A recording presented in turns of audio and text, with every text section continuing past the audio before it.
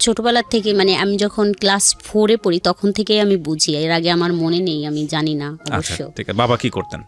কিছুই করে না, বাবা বেকার, ঘুরে ফিরে খায় দায়, এটাই। আমার দাদার অনেক জমি জমা ছিল, এগুলো বিক্রি করে আর খায়। একদম আমরা দেখছি ছোটবেলায় আমি যে আমার বাবা 34 মাস যাত্রী বলে গরমের সময়ও একদম পা নিচের থেকে মাথা পর্যন্ত একটা চাদর টাইনে ঘুমাতো দুপুরটা, মানে এই জিনিসটা দেখতাম যে একদম ঘুম সুন্দর করে একটা ঘুম দিত, উঠতো আবার উঠে চলে যাইতো, ওই চার দোকানেই থাকতো। মানে 3-4-এ পড়ি, তখন তো পড়ালেখা করতেছিলাম, তখন ভালোই, তখন আমাদের জমি জমা ছিল অনেক, ফসল টসল থেকেই আমাদের সংসার চলতো, আমাদের কেউ তো আর ছিল না চাকরিজীবী বা কোনো ছিল না। আমি এরকম দেখতেছি যে অনেক কষ্ট, আমার দাদি জীবিত ছিল তখন, তো আমি ছোটবেলায় দেখা যাচ্ছে আমি তো এত কষ্টই ছিল আমার মার, যে আমার মাও কাপড়ের অনেক কষ্ট করছে, খাবারের অনেক কষ্ট করছে, আমিও করছি। যে একটা সালোয়ার কামিজ পরছি, একটা দিয়ে অনেক 3 মাস পরা লাগছে, দেখা যাচ্ছে একটা সালোয়ার কামিজ আমার 3 মাস পর্যন্ত পরা লাগছে, তারপর আবার আর একটা সালোয়ার কামিজ আমার জন্য হয়তো বানানো হয়েছে। তাও আমার মা অনেক কষ্ট করে আমারে বানাই দিছে, বোন তো আর ছিল না, আমাকেই দিছে, ছোট 2টা ভাই ছিল। এরকম হয়েছে যে খাবারের কষ্টটা বলি, যে একটু যে চাউল না থাকলে আমার মা শাক রান্না করে খাওয়াইছে, পুঁই শাক রান্না করে খাওয়াইছে, আমার মনে আছে হয়তো একবারের কথা। যে আমরা একদিন বিকালবেলা খুব কান্নাকাটি করতেছিলাম, আমার মা কান্নাকাটি করে যে পুঁই শাকটা আছে ওটা তুলে এনে রান্না করে খাওয়াচ্ছিল, যে এটা খাও, পরে ভাত রান্না করে তোমাদের খাইতে দেওয়া হবে। যাই হোক, এরকম 5 পাস করে 6-এ ভর্তি হলাম, 6 পড়লাম, তারপরে 7-এ উঠলাম। এভাবেই তো জীবন অনেক কষ্ট। তো 7-এ ওঠার আগে একটু বলি যে যখন আমি 5-6-এ পড়ি তখন সাবান কিনা, আমি সাবান চিনতাম না আসলে, আমি সাবানটা কাকে বলে এটা জানতাম না। 5-6-এ পড়া অবস্থায় জানতেন না? না, আমি তাহলে বাসায় কি মানে প্রসাধনী সামগ্রীতে সাবান ছিল না, এরকম আমি চিনতামই না সাবান কাকে বলে। ও মাই গড। তো একবার খুব কান্নাকাটি করলাম একটা ঈদের সময় যে আমাকে একটা সাবান কিনে দেওয়া হোক। আমার দাদি আমাকে আমার চুল ধুয়ে দিত মাটি দিয়ে। ও আচ্ছা, আমার দাদি ছিল জীবিত, তো আমাকে নদীতে নিয়ে যাইতো গোসল করার জন্য। আমাদের ডাঙা এলাকা, পানি খুব কম থাকতো, নদী ছিল পাশে বারাসিয়া, ওখানে নিয়ে যাইতো। আমাকে বলতো যে এই মাটি দিয়ে চুল ধুয়ে দিলে তোমার চুল অনেক সুন্দর হবে। উনি ধুয়ে দিত আমার চুলগুলা মাটি দিয়ে, মানে এতটা কষ্ট। তো একবার আমি 5-এ মনে হয় না 6-এ পড়ি, তো কান্না করতেছিলাম ঈদের আগে যে আমাকে সাবান কিনে দিতে হবে, না হলে আমি ঈদের দিন গোসলই করব না। তা আমার বাবা আমাকে 5 টাকা দিয়ে একটা কসকো সাবান নিয়ে আসে, ছোট্ট একটা কসকো সাবান এনে দেয়। আমি খুব যত্ন সহকারে সাবানটা ব্যবহার করছিলাম অনেক দিন, 15 দিনের মতো। এভাবেই জীবন কাটতেছিল খুব কষ্টের ভিতর দিয়ে। যখন পরীক্ষা আসবে 7-এর, তখন আমি বাসে আমাকে একটা লোক দেখে এবং জিজ্ঞেস করে যে তোমার নাম কি। আচ্ছা, বাসে দেখে? তখন আমি আমার নামটা বলি আর বাবার নামটা, কিন্তু আমি একটু দুষ্টু ছিলাম, মানে খুব একটু চালু ছিলাম তখন। তো আমার নামটা বললাম এবং বাবার নাম জিজ্ঞেস করলে আমি একটু মানে থমকে গেলাম যে বাবার নাম কেন জিজ্ঞেস করে। তো আমি কি বলবো, বাবার নামটা মিথ্যে বলবো নাকি? আবার বললাম যে বাবার নাম মানুষ মিথ্যে বলে নাকি, বাবার নামটা সঠিকই বলতে হয়, নাইলে তো কি, মানে একটু দ্বিধাদ্বন্দ্ব করে 1 মিনিট ভাইবে বললাম যে না, বাবার নাম এটা। কিন্তু আমি নামলাম আমাদের গ্রামের মাঝখানে, যেখানে আমাদের বাড়ি তার থেকে মাঝখানে নেমে গেলাম। তা উনি ওইটা ফলো করছে যে এখানে নামছে মেয়েটা। তো নামার পর উনি পরের দিন ওইখানে এসে নামছে, নাইমে জিজ্ঞেস করছে আমার বাবার নাম ধরে যে অমুকের বাড়ি কোনটা। তা ওইখানের মানুষ বলছে না, এইখানে তো তার বাড়ি না, তার বাড়ি ওই পাড়া, অন্য একটা পাড়া। তা বলছে তার একটা মেয়ে আছে এই নাম। তা বলছে যে হ্যাঁ ওই পাড়া বাড়ি। তা উনি ওইখান থেকে আবার বাঁচে উঠে আমাদের এই পাশে আসছে। তখন সকাল 9টা বাজে, আমি গোসল করি স্কুলে যাবো দেখে রেডি হচ্ছি। এখন আমি দেখি ওই লোকটা আমাদের বাড়ি আসে। তা আমি ওই লোকটারে দেখে প্রথমত হাসে দিছি, বুঝতে পারছি যে কিছু একটা রং আছে হয়তো। ওই লোকটা আবার কালকে দেখলাম বাচের ভিতর, আজকে কেন দেখলাম যে আমার বাবার সাথে কথা বলতেছে। তখন আমার বাবা বাসায় ছিল।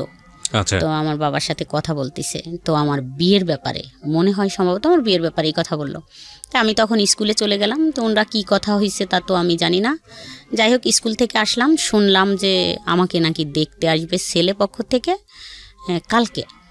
তা বললো যে কালকে তো বৃহস্পতিবার, ওই দিন মনে হয় বুধবার ছিল, তো বৃহস্পতিবারের দরকার নাই, তো স্কুলে থাকবে এটা, মানে আমার কথা বললো, তো স্কুলে থাকবে, তাহলে শুক্রবারে আসুক।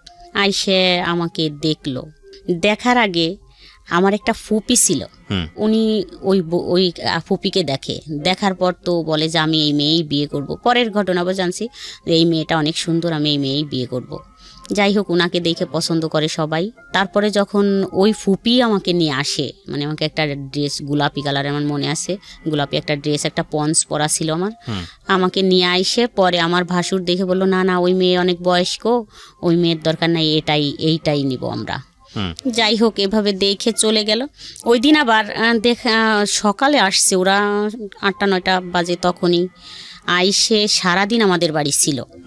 তো উনি হচ্ছে যার সাথে আমার বিয়ে হবে, উনি একটু বাইরে ওয়াশরুম না বলতে মানে বাইরে গেছিল।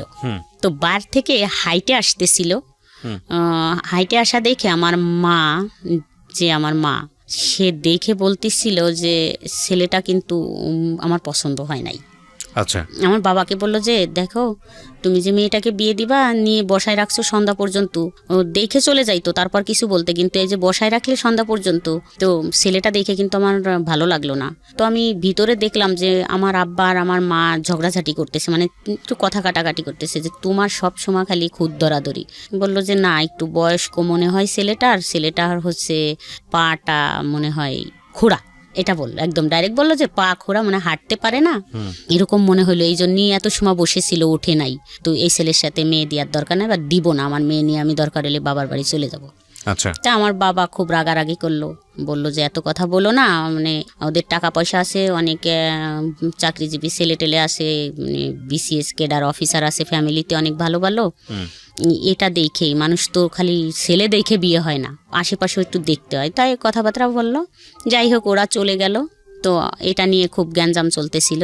তো আমাদের বাড়ির থেকে সবাই দেখতে যাবে আমার হাজবেন্ডদের বাড়ি। তো গেল আমার দাদা টাদা, মানে মুরব্বী যারা, এরা গেল 12-13 জন। একদম ছোট বাচ্চা টাচ্চা কাউকে নিল না আর কি, 15 বছরের নিচে কাউকে নেয়নি, তারও উপরে কাউকে নেয়নি, 20 বছর বয়সেও কাউকে নেওয়া হয়নি, শুধুই একদম মুরব্বী 12-13 জন লোক গেল দেখার জন্য।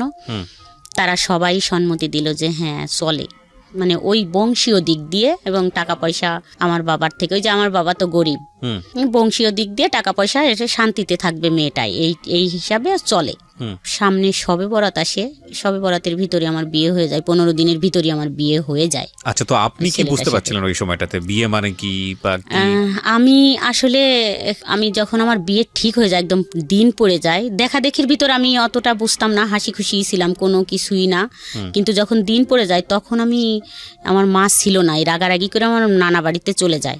চলে গেলে যখন বিয়ের দিন আবার একটা শুক্রবারের দিন পড়লো, তা আমি গেলাম আনার জন্য আমার মাকে, যে মা আমাকে তো বিয়ে দিয়ে দিচ্ছে, তাই তুমি কেন আসবা না? তো বললো যে আমার তো এই ছেলে পছন্দ না, তুমি তোমার বাবাকে নিয়ে তোমাদের বিয়ে শাদী, তোমার দাদি আছে জীবিত, যাও তোমরা বিয়ে শাদী করো, পরে আমি আসবো। তা আমি অনেক কান্নাকাটি করলাম যে আসো। যাই হোক, আমি মনে হয় এখন কি বলবো, আমার মনে হয় খুশিই ছিলাম আমি। আপনি আসলে বুঝিনি খুশি কি দুঃখ কি আর কষ্ট কি? হ্যাঁ, আমি কখনো বুঝিনি যে আসলে ওইখানে গেলে আমার এটাই মনে হচ্ছিল যে অনেক বড় লোক, একটু আমার অনুভূতিটা বলি যে একটু বড় লোক, তাহলে তো ভালোই, সবকিছু তো সুন্দরী, তো এখান থেকে ওখানে গেলে তো ভালোই থাকবো। আমি তো আসলে স্বামী স্ত্রী এটা ভাবিনি, আমি মনে করছি এই ফ্যামিলির থেকে ওই ফ্যামিলিতে গেলে, যেহেতু বলতেছে এত সুন্দর ঘর দরজা বাড়ি গাড়ি আছে, সব কিছু আছে, ব্যবসা করে ছেলে, অনেক টাকা আছে, তাহলে তো আমি যা চাইবো তাই পাবো। তো বিয়ের 2-3 দিন পর বিয়ে হয়ে গেল। যাই হোক, আমাকে আমার বাবার বাড়ি রাখা হলো, নিল না। তো বিয়ের মনে হয় 2-3 দিন পরেই বা পরের দিন, আমার ভালো মনে নেই, অনেক দিন আগের কথা। তো সামনে রমজান, একবারে ঈদেই আসলো, আসে পরে আমাকে নিয়ে গেল এখান থেকে। তো আমি খুব খুশি, একটা ভ্যান গাড়ি নিয়ে আসলো, তাতে আসলো হচ্ছে বর হলো আমার ননদের একটা ছেলের 4 বছর বয়স, একটা মেয়ের মনে হয় 7 বছর বয়স, আর একটা দেবর তখন আমার সাথে ক্লাস 7-এ পড়ে, আর একটা ননদ 5-এ পড়ে, আর একটা ননদ হচ্ছে একটু বড়, এরকম 4-5 জন পিচ্চি পাচ্চা এসে একটা ভ্যানে আমাকে নিয়ে গেল। আমি তো কান্নাও করলাম না, খুব খুশিতেই চলে গেলাম। অবশ্য আমাকে এখনো ওরা খেপায় যে একটু কান্নাও করনি কোনোদিন, এত খুশিতে চলে আসে। বুঝলে না কান্না করবেন, বুঝেনি তো আসলে কি হচ্ছে, আসলে সত্যি এটাই। আর আমি চলে আসলাম এখানে, আইসে আমি তো খুব খুশিতেই আছি, এখানেও খুশিতেই আছি। তো যাই হোক, ওই সময় 1 মাস পর না 2 মাস পর, আমি ভালো জানি না, আমার মনে নেই এত দিনের কথা, তখন আমার বাচ্চা কনসেপ্ট করে। তখন আপনার বয়স কত? তখন ওই বিয়ের 1 বছর, ক্লাস 7-এ পড়বে একটা বাচ্চার বয়স 12 বছর সর্বোচ্চ। তখন মনে হয় 12 না 13 বছর। তখন আলটিমেটলি আপনি যখন বাচ্চা হলো তখন 14 বছর বয়স, 14 হয়ে গেছে। চিন্তা করেন অবস্থা। হ্যাঁ, তারপর? তবুও আমি তো খুশি, ভালোই বাচ্চা হবে তো এটা নিয়ে ভালোই শ্বশুর বাড়ি আছি। আমার শাশুড়ি শুধু এক, আমার শ্বশুর নেই। তো আমি শ্বশুর বাড়ি যখন আমার বাচ্চা কনসেপ্ট করে 4 মাস হয়ে যায় তখন হচ্ছে আমি একদম কন্টিনিউ শ্বশুর বাড়ি থাকা শুরু করলাম। আচ্ছা। এখন আর বাবার বাড়ি যাওয়াটা খুব কমই যাইতাম। ওই বাচ্চা কনসেপ্ট করার পর কিছু খাইতে পারতাম না, শুধু শুকনো মরিচ আর ভাত খাইতাম, খাইতে পারতাম না। আচ্ছা। 1 বছর পরে আমাদের একটা দোকান হয়, এখানে আমরা চলে আসি।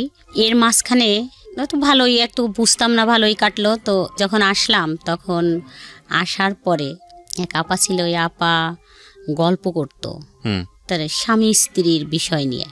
তো স্বামী স্ত্রীর বিষয় নিয়ে গল্প করে ওটা আমি শুনতাম, শুনতে শুনতে মানে আমার মাথাটা এমন হইলো যে আমি একটু জিজ্ঞেস করি আমার হাজব্যান্ডকে যে তাহলে আমাদের বিষয়গুলো কি। আচ্ছা। তো একদিন আমি জিজ্ঞেস করলাম যে আসলে এটা তো ঠিক না। তো দেখলাম চুপ থাকে, কথা বলে না। এটা সংসার কত বছর হওয়ার পরে? 6 বছর। 6 বছর গেছে, আপনি আসলে কিছুই বুঝতেন না বিষয়টার। এর মধ্যে একটা বাচ্চা চলে এসছে, একটা বিষয় আপনি আপনার প্রতিবেশী কারো কাছ থেকে জেনেছেন, জানার পরে মনে হয়েছে যে আপনার হাজব্যান্ডের ভেতরে বা আপনাদের যে কনজুগাল রিলেশনশিপ, মানে আপনাদের যে স্বামী স্ত্রীর সম্পর্ক, সেটা 8-10টা স্বাভাবিক সম্পর্কের মতো না। এবং সেই জায়গাটা থেকে আপনি আপনার হাজব্যান্ডকে কোয়েশ্চেন করেছেন যে তাহলে এটা কি। মানে এটা যদি আপনার কানে না আসতো পাড়া প্রতিবেশীর কাছ থেকে, তাহলে আলটিমেটলি আপনি জীবনে হয়তো কোনোদিন বুঝতেও পারতেন না যে এটা একটা সমস্যা, মানে আপনাদের মধ্যে যেটা আছে। আমার কাছে তাই মনে হয় যে আমি তো কখনো বুঝতামই না, মনে হয় যে এটা কোনো সমস্যা হতে পারে। তারপর জিজ্ঞেস করার পরে ওনার রিপ্লাই কি ছিল? উনি চুপ থাকতো সব সময়, চুপ, কথাই বলতো না।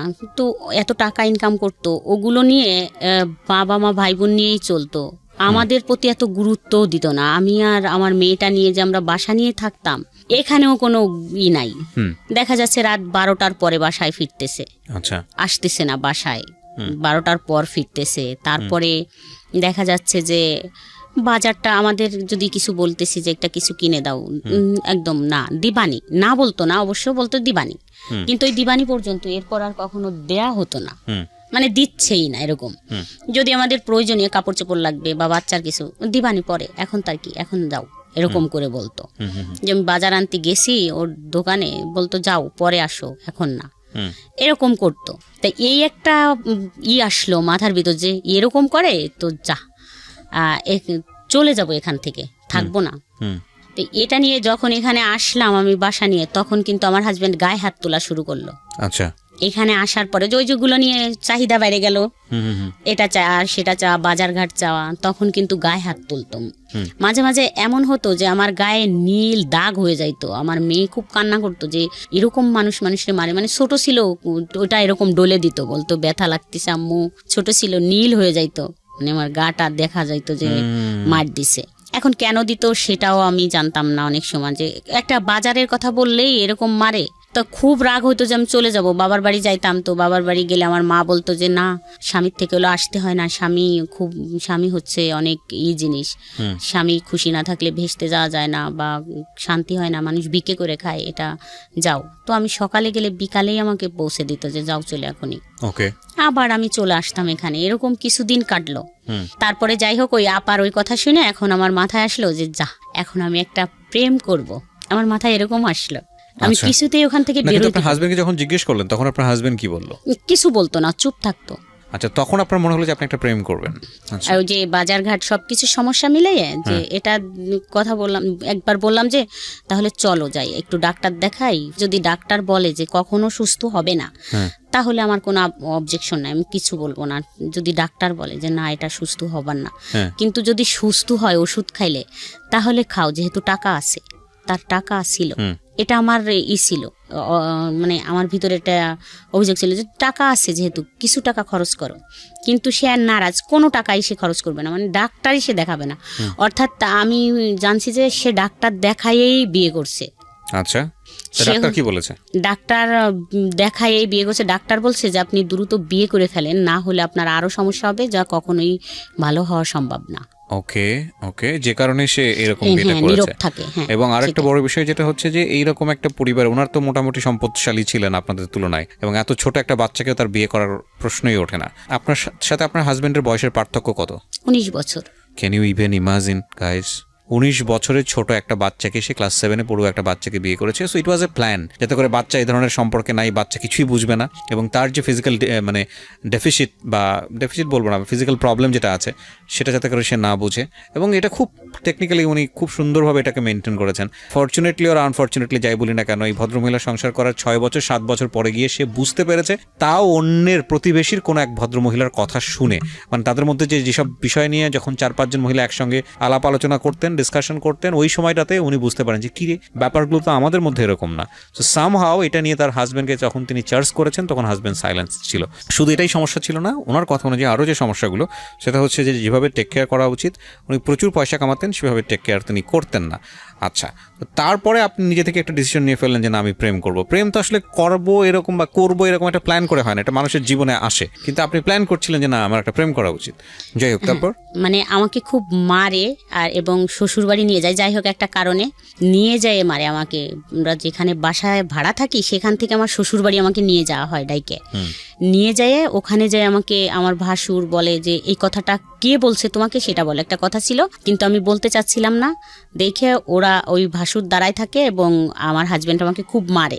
তো মারলে ওই দিন আমাকে যখন নিয়ে আসে আমাদের বাসার থেকে, সেদিন আমার বাচ্চা দুইটা আমার বাসায় ছিল এবং আমাকে নিয়ে যাওয়ার পরে আমি পথেই ভাবতেছিলাম যে আমার কপালে আজকে কষ্ট আছে, কিন্তু যদি এরকম কিছু হয় বিনা অপরাধে আমাকে যদি মারে, তাহলে আমি আর এই দুটা নাম থাকবে না, আমার হাজব্যান্ড আর আমার নামটা মনে মনে ভাবে বললাম যে এই দুটা নাম পাশাপাশি থাকবে না, এর সাথে এই নাম দুইটা ডিলেট হয়ে যাবে, কিন্তু একটা নাম পাশাপাশি বসবে। তো যাই হোক, ওখানে যে এরকম কিছুই ঘটলো। তারপরে তো আইসে ভাবতে শুরু করলাম যে আমি এমন একটা ছেলের সাথে রিলেশন করব যে সে গুন্ডা হবে, মানে যাতে করে আপনি প্রতিশোধ নিতে পারেন। হ্যাঁ, আমি প্রতিশোধ বলতে আমি যদি বলি যে ওকে মাইরে ফেলো, যাতে মাইরে ফেলে আমাকে নিয়ে যাইতে পারে, মানে সে খুব ক্ষমতাশালী হোক, এরকম ভাবতাম যে আমি যা বলবো সে তাই শুনবে, আমাকে নিয়ে গেলে। আমার হাজবেন্ডরা তো অনেক প্রভাবশালী, মানে ক্ষমতার দিক দিয়ে টাকার দিক দিয়ে না থাকলেও যাতে এইটা সে ট্যাকেল দিতে পারে। আচ্ছা, এখানে একটা বিষয় খেয়াল রাখবেন, আমি সবসময় যে কথাটা বলি আপনাদেরকে, সেটা হলো প্রত্যেকটা অপরাধ কিংবা ভুলের পেছনে একটা নির্দিষ্ট কারণ থাকে, এবং এই কারণ ছাড়া কখনোই ভুল বা অপরাধের জন্ম হয় না। যেমন ধরুন, ভদ্রমহিলা এখন গল্পের যে জায়গাটিতে আছে, সেই জায়গাটি থেকে যদি একটা টার্ন নেয় এরকমভাবে যে না, একসময় সে এরকম একটা সম্পর্ক করলো এবং তার হাজব্যান্ডকে মেরে ফেললো। আমরা গণমাধ্যমে, পত্রপত্রিকায়, মিডিয়াতে যেসব জিনিস আমরা দেখি, যে একটা ঘটনা একেবারে যখন এক্সট্রিম পর্যায়ে চলে যায়, তখন সেটা চলে আসে। যেমন ধরেন, কিছুদিন আগে এরকম একটা খবর আপনারা হয়তো সোশ্যাল মিডিয়াতে দেখেছেন, যে একজন ভদ্রমহিলাকে অ্যারেস্ট করা হয়েছে, পুলিশ অ্যারেস্ট করেছে, এবং সে অ্যারেস্ট করার সঙ্গে সঙ্গে জবানবন্দি দিয়েছে যে সে তার হাজব্যান্ডকে ঠান্ডা মাথায় খুন করে ওয়ার্ড্রয়ারে রেখে দিয়েছিল 6 দিন বা 7 দিন। এখন এইটা ডিরেক্টলি যখন একটা পত্রপত্রিকা বা মিডিয়াতে চলে আসে, তখন আপনি শুধু এটুকুই জানেন কি করেছে, মহিলাটা তার হাজব্যান্ডকে খুন করেছে, এবং মহিলা দেখা যাচ্ছে কাঁদতে সে একটা স্টেটমেন্ট দিচ্ছে কি, যে আমি আমার হাজব্যান্ডকে খুন করেছি, খুন করে তাকে একেবারে ড্রয়ারে রেখে আমি অফিসে করেছি। ভদ্রমহিলা গার্মেন্টসে কাজ করে, অফিস করে এসে 2 দিন যাবত সে অফিস করেছে, তারপরে গিয়ে এসে ধরা পড়েছে। তো আপনি তখন মহিলাটাকে কি ভাববেন? নিঃসন্দেহে খারাপ ভাবেন। ইনফ্যাক্ট এটা খারাপ কাজ, ভয়ঙ্করতম খারাপ কাজ, অপরাধ করেছে সে, শাস্তি পাওয়ার যোগ্য। কিন্তু যখন আপনি স্টোরিতে যাবেন, বিহাইন্ড দ্য স্টোরিতে যাবেন, আপনি হয়তো এই যে এইরকম যদি একটা স্টোরি থাকে যে গায়ে হাত তুলেছে, 6-7 বছর ক্লাস 6-7-এ পড়া অবস্থায় তাকে বিয়ে করেছে, এবং বিয়ে করে তাকে 6-7 বছর ফিজিক্যালি টর্চার করেছে, এবং এক পর্যায়ে গিয়ে যখন সব কিছু সে জানতে পেরেছে, তখন আলটিমেটলি তাকে কিভাবে দমানো যায় সেজন্য পাশবিক নির্যাতন করছে, এবং তারপরে এরকম একটা ঘটনা ঘটে গেছে। সো আমি সবসময় বলি যে রেজাল্ট দেখে কখনোই উত্তেজিত হওয়া উচিত না, বা একটা ডিসিশন নিয়ে ফেলা উচিত না যাতে করে আরেকটা ভুল হওয়ার সম্ভাবনা থাকে। সবসময় বিহাইন্ড দ্য স্টোরিতে যাওয়া উচিত, আমি মনে করি এটা। হ্যাঁ, ডেফিনেটলি আইন নিজের হাতে তুলে নিলে তো সেক্ষেত্রে নিজের শাস্তি পেতেই হবে, এবং সেক্ষেত্রে কেউই রেহাই পায় না। যাই হোক, বলেন তারপর কি হলো? এগুলো ভাবতেছি, মানে ভাবতে তো আর সময় লাগবে, সম্পর্ক হইতেও তো সময় লাগে, এরকম তো খুব প্রতিশোধ নিতে হবে। প্রতিশোধ মানে আমার এখান থেকে বেরোইতে হবে, এটাই ছিল যে আমি তো আমার বাবা মার কাছে যাচ্ছি। ওরা তো ওই যে আমার হাজবেন্ডের টাকায় কিন্তু আমার বাবার বাড়ি চলছে। এখানে আর একটু বলি যে আমার যেই 3টা ভাই, এরা তো বড় হয়ে গেল আস্তে আস্তে। তো ওই যে আমার বাবা তো কাজ করে না কিছু, তো আমার হাজবেন্ড আবার আমার মাকে খুব হাত করছে, মানে এখান থেকে কিছু টাকা পয়সা ওখানে দেয়, যেটা একটু সংসার চলে, হয়তো মাসে 2-3 হাজার বা 5 হাজার টাকা দিল, দিয়ে তাদের একটু চলতেছে। এই জন্য হচ্ছে আমার হাজবেন্ডের সাপোর্ট নিত। আচ্ছা, মানে আপনার সাপোর্ট নিত না আপনার না family? না, কখনোই আমার সাপোর্ট তো তারা কখনো নেয়নি বা নেয় না। সব সময় বলে যে ও ভালো মেয়ে না, ও ভালো না, ও ভালো না, এরকম করে বলে। পরে আইসে দেখা যাচ্ছে আমার আবার একটা বাচ্চা কনসেপ্ট করলো, তো সেখানে আমার একটা ছেলে হয়। আচ্ছা, তো ছেলে হওয়ার পরে আমার হাজবেন্ড আবার এই সময়, ছেলের যখন 5-7 মাস বয়স, তো তখন আমার হাজবেন্ড আবার পাগল হয়ে যায়, মানে ব্রেন শর্ট হয়ে যায় ওর। আচ্ছা, তো 9 মাস থাকে একটানা এইভাবে পাগল অবস্থায়। তো আমি ছোট বাচ্চা নিয়েও ওনাকে খুব কষ্ট করে সুস্থ করে তুলি, 9 মাস পর্যন্ত লাগে। উনি তখন হচ্ছে পুলিশ দেখলে ভয় পাইতো বা আর্মি দেখলে ভয় পাইতো। এটা যাই হোক, এরকম করে আমি সুস্থ করে আবার দোকানে ফিরাই আনি। ওখানে আমি খুব শক্তভাবে দাঁড়াই। তখন থেকে আমি একটু বাইরে বেরোনো শুরু হয়ে গেল, রাস্তাঘাটে, বাজার টাজারে। আর আমার ছেলেটা দেখার পরে আমার হাজবেন্ড আবার একটু চেঞ্জ হয়ে গেল। আচ্ছা, তখন ছেলে হওয়ার পরে খুব বাজার টাজার আর কষ্ট টষ্ট দিত না, খাওয়া দাওয়ার তখন থেকে যে বাজারটা চাইলেই দিত, মানে ওগুলো খুবই করতো, টেক কেয়ার করা শুরু করলো। তখন আবার একটু হলো, কিন্তু আমার মনের ভিতর ওটাই হয় যে আমি ভালো একটা ছেলে পেলে সম্পর্ক করে এখান থেকে চলে যাব। এটা কিন্তু আমি ভুলিনি, মনে মনে রাইখেই দিছি। তো এইভাবে আরো কিছুদিন চলে যায়, যার পরে আমার হাজবেন্ডও সুস্থ হইলো। আর আমারও আবার একটা টিউমার হয় পেটে, সেটার অপারেশন হয়, আমিও সুস্থ হই। যাই হোক, আমার ছেলে মেয়ে দুইজনই মানে লেখাপড়া, মানে ছেলের বয়স 3 বছর হয়ে যায়, লেখাপড়া করানোর মতো সময় এসে যায়। তো মেয়ে হচ্ছে তখন 3-তে পড়ে মনে হয় মেয়েটা। তখন আমাদের এই বাসার পাশে এক বাসায় একটা ছেলে আসে। ছেলেটা হাফেজ 30 পাড়ার, আর এসএসসি পরীক্ষা দেবে বোধ হয় তখন। তো আইসে ও পড়াতো, আরবি পড়াতো, পাশে আর 2-3টা বাচ্চাকে পড়াতো। তাই ওই ভাবি আমাকে একদিন ডাইকে বললো যে ভাবি, আপনার মেয়েকে পড়াবেন? তো তার ছেলে আরবি পড়ায়, তো কোরআন শরীফটা তাড়াতাড়ি শিখে যাবে, তো পড়ান। বললাম আচ্ছা ঠিক আছে, কখন পড়ায়? বিকালে। বললাম ঠিক আছে, কালকের থেকে পড়বে। তা ও বলে দিল ওই ছেলেটাকে, আর আমার মেয়েটাকেও আমি দিয়ে আসলাম। আচ্ছা, তো ওই মেয়ে পড়তে যায় দেখে ছেলেও বলে যে আমিও যাব, ও পড়তে যায়। একদিন ওই ছেলের নাক ধরে হচ্ছে টান দিছে এরকম। আচ্ছা, ওই ছেলেটা যে পড়ায়, টান দিলে নাকটা মনে হচ্ছে ভেঙে গেছে এরকম। তো আমি পরের দিন দেখে বললাম নাকে কি হয়েছে? তো বললো কি হুজুর আমার নাক ধরে টান দিছে, তাই এরকম হয়ে গেছে। তা আমি তখন হচ্ছে যাই বলি যে আপনি যে নাকটা ধরে এরকম টান দিলেন, দেখেন তো কি হয়েছে। আমি তো বুঝতে পারিনি, ওর ওরকম, ও ফর্সা মানুষ, এই জন্য ও নাকটা এরকম লাল হয়ে গেছে। আচ্ছা, এই প্রথমই কথা। তারপরে যাই হোক, ও ওখানে পড়াচ্ছে। ওই ভাবির হাজবেন্ড হচ্ছে চাকরি করে, দুপুরি বাসায় আসে, তো 4-5টা বাচ্চা চিল্লাচিল্লি, ওনার একটু ডিস্টার্ব হয়।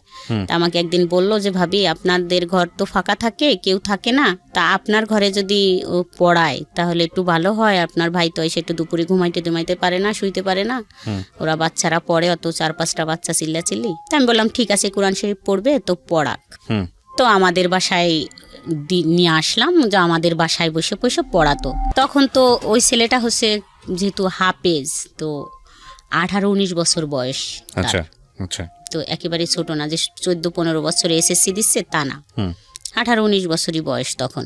তো আমরা আবার মাঝে মাঝে শ্বশুর বাড়ি যাইতাম, কাছাকাছি যেহেতু শ্বশুর বাড়ি। তো ছেলেটা ওই অনেক দূর থেকে আসতো পড়াইতে, আমাদের ঘরে তালা দেয়া দেখে আবার ফিরে যাইতো। তো একদিন বলল যে আপনি তো থাকেন না বাসায়, তো ফোন নম্বরটা দিয়ে যান অথবা আমারটা নিয়ে যান, যা হইলে বললে আমি আর আসবো না আপনাদের এখানে। আগের থেকে বললেন যে আমরা বাসায় থাকবো না, তাহলে চলে গেলাম, আসলাম না। তো আমি আইসে এত দূর হাইটে ফিরে যাই তালা দিয়া দেখে। বললাম ঠিকই তো, এরকম তো ভালো হয়, বলে দিলাম যে আইসেন না, আজকে আমরা বাসায় থাকবো না। তখন হচ্ছে ফোন নম্বরটা নেওয়া হলো। আচ্ছা, তো তখন আমার ছেলের বয়স তো 3 বছর হয়ে গেছে, ছেলে স্কুলে দিব এরকম টাইম। তা একদিন আমাদের ওইখানে খুব বড় সড়ো মেলা হয়, সেই মেলার জন্য আমরা যাচ্ছিলাম, কিন্তু আমি আর যাইতে যেটা ফোন দিব মনে ছিল না। আচ্ছা, তো আমি যাইয়ে সন্ধ্যার সময় ফোনটা দেই নাম্বারে যে হুজুর আমরা তো চলে আসছি, মনে নেই আপনাকে বলে আসতি, আমরা তো 2-3 দিন থাকবো। তা বললো আমি তো দুপুরে গেছিলাম, আপনাদের তালা দিয়া দেখছি। বলছি হ্যাঁ, আমার মনে ছিল না, আপনাকে একটু বলে আসবো। তারপরের দিন 10টার দিকে আবার ফোন দিয়েছে ছেলেটা, বলতেছে যে আপনারা কখন আসবেন? বললাম আজকে তো আসবো না। আবার 4-5 মিনিটের মতো কথা হইলো, আবার বিকালে ফোন দিছে, কেন আসবেন না, চলে আসেন। বললাম না আজকে তো বিকাল হয়ে গেছে, আজকে আসবো না, কালকে আসবো। তার পরের দিন সকালবেলা একদম ঘুম থেকে উঠলেই ফোন দিছে যে এখনই চলে আইসেন কিন্তু। তো আমরা তো সেদিন চলেই আসবো। আসার পর এরকম ফোনে কথা বলাটা আস্তে আস্তে শুরু হলো এই ছেলেটার সঙ্গে। হ্যাঁ, আচ্ছা। কথা বলতে বলতে তো এই ফোন দেয়। আমাদের বাসায়ও তো 2-3 ঘন্টা থাকে পড়ায়, টাইমটা দুপুর থেকে বিকাল পর্যন্ত থাকে। আবার বিকালে চলে যাচ্ছে, যাওয়ার পর আবার ফোন দিচ্ছে, কি করতেছেন? বুঝতাম যে কি ব্যাপার ফোন। তো কথা বললে কি হয় এরকম। যাই হোক, আস্তে আস্তে আগালাম যে ঠিক আছে, তো একটু দুষ্টামি করি কথা বলতেছে যখন। কিন্তু আমার মনের ভিতর আছে যে আমি তো এরকম ছেলের সাথে কথা বলবো না, ফাজলেমি করি, ফোন যেহেতু দিচ্ছে একটু কথা বলি। কিন্তু আমি যখন এরকম ছেলে পাবো যে গুন্ডা মস্তান টাইপের, তখন আমি তার সাথে রিলেশন করব, যাই হোক এরকম পলাবো। তো এর সাথে কথা বলতেছি বলি, তো 1 মাস পর বাদ দিয়ে দেবো, এরকম মনে হইলো তখন যে 1 মাস পর বাদ দিয়ে দেবো কথা বলা। তো আমি 1 মাস কথা বললাম, রেগুলার প্রতিদিন কথা হইতো। সন্ধ্যার পর 1-1.5 ঘন্টা, তারপরে দিনে 2-3 বার। কি বলতেন 1-1.5 ঘন্টা একটা অচেনা অপরিচিত মানুষ? জানি না কি কথা হইতো, এরকম 1-1.5 ঘন্টা কথা হইতো। যাই হোক 1 মাস পর যখন ভাবলাম যে এটা তো ভালো না, যেহেতু আমি বিবাহিত, আমি বললাম যে আমি তো বিবাহিত আর তুমি ছোট মানুষ, এটা ঠিক না। আপনার চেয়ে ছোট ছিল বয়সে? হ্যাঁ, আমার থেকে একটু ছোট ছিল। একটু বলতে কত বছরের ছোট? 6 বছরের। 6 বছর, এটা একটু না ভালোই ছোট। হ্যাঁ।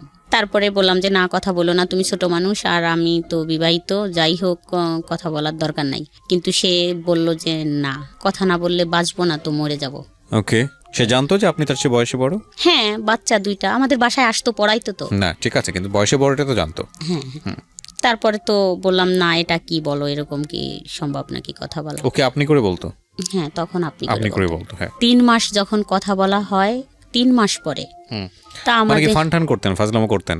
মানে কথার মধ্যে ফাজলামো করা, এই যে ও যে বললো না বললে মরে যাবো মুখ টুমুক, এগুলো কি ফান করে বলেছে, মজা করেছে? না, কখনো এরকম মজা করে বলেনি। ঘুমের ট্যাবলেট খাবো, এটা সেটা সিরিয়াসলি বলতো। আরে আপনি কি তাকে কোনো প্রকার লাই দিয়েছিলেন, মানে সুযোগ দিচ্ছিলেন যে কোনোভাবেই হোক আপনার প্রতি এরকম কোনো সুযোগ কি দিচ্ছিলেন? এরকম বুঝিনি এরকম সুযোগ, কিন্তু ভালো লাগতো। আচ্ছা, কথা বলতে ভালো লাগতো, ঠিক আছে, বলেন। দেখতেও ভালো লাগতো। ওকে, এবং আপনার যে ভালো লাগতো এটা কি ও বুঝতো? হ্যাঁ। ওকে, ঠিক আছে, তাহলে তো ঠিকই আছে। ও ওর জায়গা থেকে যেভাবে ফল ইন হওয়ার কথা সেভাবেই হয়েছে। তারপর 3 মাস পর কথা বলার, আমাদের ওখানে একটা অনুষ্ঠান হচ্ছিল, গানের অনুষ্ঠান, ঢাকার থেকে অনেক শিল্পী টিল্পী গেছিল। অবশ্য সেদিন প্রথম বলল যে এখানে যাওয়া যাবে না, যেহেতু ও হুজুর, মানে ও তো হাফেজ ছিল 30 পাড়ার। তো আমি একটু যেহেতু এরকম সাজুগুজু করতাম, এইগুলো থেকে শুরু করলো যে না, এরকম সাজা যাবে না, বোরখা পরে চলতে হবে বা মুখ টুক ঢাকতে হবে, পর্দা করতে হবে, নামাজ পড়তে হবে। তো নামাজে ফুল ফিট চলে আসলাম, 5 ওয়াক্ত নামাজ পড়া। তো পর্দা করতে হবে, পর্দার জন্য খুবই দিল যে পর্দা করতে হবে, মুখ খুলে কারো সামনে যাওয়া যাবে না কোনো ছেলে মানুষের, আর ওইখানে গানে তো যাওয়াই যাবে না এবং বাচ্চাদেরও যাইতে দেওয়া যাবে না। বললাম ছোট বাচ্চা, এত বড় অনুষ্ঠান, সবাই তো চলে যাচ্ছে, নিয়ে যাক। তা পাশের এক ভাবি এসে বলল যে ভাবি যাবেন না? বললাম যাবো তো, আমি তো একটু কাজ করব, তো যাবো একটু পরে, আপনি বাবুদের নিয়ে যান। তা ওই ভাবি দুজনেই নিয়ে গেল, ছেলে এবং মেয়েকে নিয়ে গেল। নিয়ে যাওয়ার পরে ওরা ওইখানে দেখতেছে অনুষ্ঠান, কিন্তু ও ছেলেটা আমাদের বাসায় আসলো তো দেখার জন্য যে আমি গেছি কিনা। কোন ছেলেটা? যে ছেলেটা পড়ায়? হ্যাঁ, যে ছেলেটা পড়ায়, ওই ছেলেটা আমাদের বাসায় আসলো। আসার পরে দেখলো যে আমি কাজ করতেছি, যাইনি। তো আমাদের ঘরে আসলো, তখন ওই পাড়ার মানে কেউই বাচ্ছিল না, সবাই গেছিল, শুধু আমি যাইনি। মানে মোটামুটি পাড়া ফাঁকা, ঘর ফাঁকা। আপনার হাজবেন্ড দিনের বেলা কোথায় থাকতো? দোকানে বিজনেসের কাজে ব্যস্ত থাকতো। হ্যাঁ, আমাদের দোকান আছে, তো সকাল 8টায় চলে যায় আর রাত 11টায় আসে। এর মাঝখানে কোনো খোঁজ খবর নাই? না, আসতো না। এটা কি আপনার এই যে ছেলেটা পড়াতো বাড়িতে, এও জানতো বিষয়টা? হ্যাঁ। তারপরে আসলো, বসলো, তো কথা বলতেছিলাম আমরা ঘরের ভিতরেই। তো প্রথম জড়াই ধরলাম আমি, মানে বসে আছে এমনি, যাই জড়াই ধরলাম 3 মাস পর কথা বলার। তারপরে তো ও মাথা নিচু করে বসে আছে, ভয় পাচ্ছিলাম আমিও। তারপরে ও বললো যে ঠিক আছে, তুমি যাবা না ওইখানে গান শুনতে, ওটা ভালো জিনিস না, তুমি থাকো, তাহলে আমি চলে যাই। তো ও চলে গেল। চলে যাওয়ার পরে এরকম তো 1 বছর কথা হইলো আমাদের। এইরকম বাসায় যাওয়া আসা? হ্যাঁ, তো প্রতিদিন আসে ও পড়াইতে, ওটাই। তাই ছাড়া এমনি হয়তো কখনো আসলে আমি শুয়ে আছি, হয়তো আমার পায়ে হাত দিল, পাটা একটু হাত দিল, এরকম, হয়তো আমার মাথায় হাত দিল বা আমার চুলে একটু হাত দিল, এরকমই হাত দিত। মানে তারপরে বিষয়টা কি দাঁড়াচ্ছে যে আপনারা কি দুজনকে ভালোবেসে ফেললেন, নাকি এটা অন্য কোনো ধরনের সম্পর্ক ছিল? না, দুজনকে ভালোবেসে ফেললাম। মানে এরকম হইলো যে আমি তো কান্না করতাম আর বলতাম যে এরকম এরকম, আমি তো ভাবছি যে আমি এরকম একটা ছেলেকে ভালোবাসবো, আমি তো থাকবো না এখানে। তা ও বলতো যে ঠিক আছে, আমি তোমাকে ওখান থেকে নিয়ে যাব, আর রাখবো না ওখানে, মানে আমার একটু সময় দাও, আমি নিয়ে যাব। এরকমই কথা চলতো। মানে আপনার এই অতীত জীবন সম্পর্কে বা আপনার সংসার জীবন সম্পর্কে আপনি তাকে বলতেন, শেয়ার করতেন? বলতাম। তারপরে তো এরকম 1 বছর কথা হলো, ও ম্যাট্রিক পাশ করলো। এখন ওদের বাসার থেকে তো ওকে বলে যে চাকরি বাকরি করো, তো বসে থাকা যাবে না। তো একবার ঢাকায় আসতো, কান্নাকাটি করতো, আমি থাকতে পারি না, তোমাকে থুয়ে থাকতে পারি না, এরকম বলতো।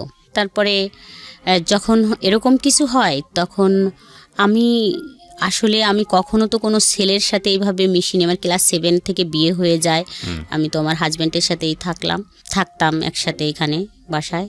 তো এরকম কিছুর পরে আমি ভাবলাম যে এরকম আবার পৃথিবীতে কিছু আছে, এত সুন্দর মানুষ হইতে পারে, এত ভালো লাগা থাকতে পারে, বা এত মানুষকে এত ভালোবাসতে পারে, এরকম আরও বেশি কনফিডেন্সের সাথে হয়ে গেলাম যে না, এটাই তো সব কিছু, এরকমই তো সব, এটা কি। তো আমি তখন মনে মনে ভাবলাম যে যাই হোক, ধরেই রাখবো সারা জীবন, কখনোই আর ছাড়ে যাব না। তো অনেক কান্নাকাটি করলাম, কথা বললাম, বললো যে চিন্তা করো না, আমি শুধুই তোমার, অন্য কারো না। আবার কথাবার্তা বলা শুরু, কথা বলতে বলতে এরকম তো মনে করেন 3 বছর হয়ে যায়। 3 বছর পর একটা বিয়ের অনুষ্ঠান থাকে, ও যায় সেখানে, যাওয়ার পরে বলে যে আমি তো একটা বিয়ের অনুষ্ঠানে আসছি, ফোন দিয়ে, তুমি কি এখানে আসবা? তো বললাম ঠিক আছে, আমি রান্না টান্না করি, তারপর রেডি হইলে তুমি নিয়ে যাও। তারপর আমি রান্না শেষ করে আমি তো আমার বাচ্চাদের রাইখে সব কিছু বুঝাই দিয়ে তো বললাম যে ঠিক আছে তোমরা থাকো, আমি যাবো আর আসবো। আমাকে মোটরসাইকেলে নিয়ে যায়। নিয়ে গেলে আমার হাজব্যান্ড বাসায় আসে 12টার দিকে, আমি মনে হয় 11টার দিক বেরোই, বা 10:30 11টা এরকম বাজে। তো 12টা বা 12:30টায় আমার হাজব্যান্ড বাসায় আসে। তখন আইসে মানে আমাকে দেখে না, ওদের দুজনকে দেখে যে ওরা দুইজন বাসায় একা আছে, আমি নেই।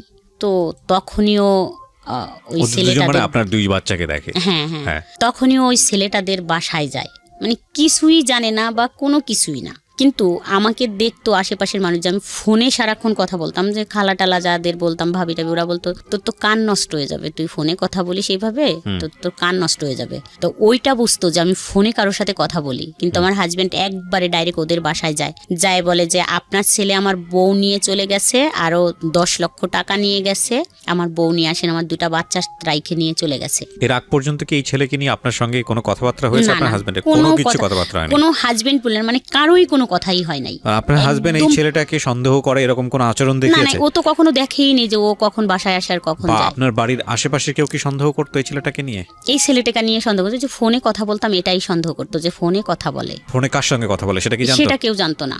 তারপরে ধাম করে গিয়ে সে ওই বাড়িতে গিয়ে বলে যে আপনার ছেলে নিয়ে চলে গেছে। এখন হ্যাঁ, ও ওদের বাড়ি গেছে, যাইয়ে ওর বোন আছে। বাড়ি কত দূর ছিল আপনাদের এখান থেকে? আমাদের থেকে অল্প একটু দূর, কতটুকু বলবো, হাফ কিলোর থেকেও কম। আচ্ছা, হেঁটে যাওয়া গেলে কতক্ষণ লাগে? 5 টাকা রিক্সা ভাড়া বা ভ্যান ভাড়া 5 টাকা। ঠিক আছে, কাছাকাছি। হ্যাঁ, কাছাকাছি একদম। তো যাই বলে, আর আমি তো সত্যি ওর কাছেই ছিলাম, যেহেতু ওই বিয়ের অনুষ্ঠানে। তা ওর বোন হচ্ছে ফোন দিয়ে ওকে বলে যে তুই যে ওকে নিয়ে গেছিস, এখানে তোর হাজবেন্ডটাই সেই দেখ কি করতেছে, ও যদি তোর কাছে থাকে তাহলে ওকে পৌঁছে দি তাড়াতাড়ি, না হলে কিন্তু ঝামেলা করবে। ওই যে ক্ষমতা, সেই ক্ষমতা দেখাচ্ছে। ও আমাকে মোটরসাইকেলে আমার মামা বাড়ি দিয়ে আসে, আমাকে প্রশ্ন করতে থাকে যে আমি কোথায় তোমাকে দিলে ব্যাপারটা ঠান্ডা হবে। তো আমি ভাবলাম যে তাহলে আমার মামা বাড়ি যদি তুমি দিয়ে যাও, তাহলে আমি বলবো যে আমি তো মামা বাড়ি আসছিলাম, তাহলে হয়তো ব্যাপারটা একটু মেনটেন হবে। তো আসলাম মামা বাড়ি দিয়ে, ও মোটরসাইকেল টানতে তো আমাদের বাসার এখানে আইসে আমার হাজবেন্ডের দোকানেই সরাসরি আসছে, আইসে কথা বলছে, আপনি এরকম যায় বলছেন, আপনি আমি ওকে নিয়ে গেছি, কই আমি তো নিয়ে যাই, আমি তো বাসায়, আর আপনার ওয়াইফ কোথায় গেছে আপনি খুঁজে দেখেন, এরকম কিছু বলতেছিল। তখন হচ্ছে আমাদের রিলেশন 2-3 বছর হয়ে গেছে। আচ্ছা।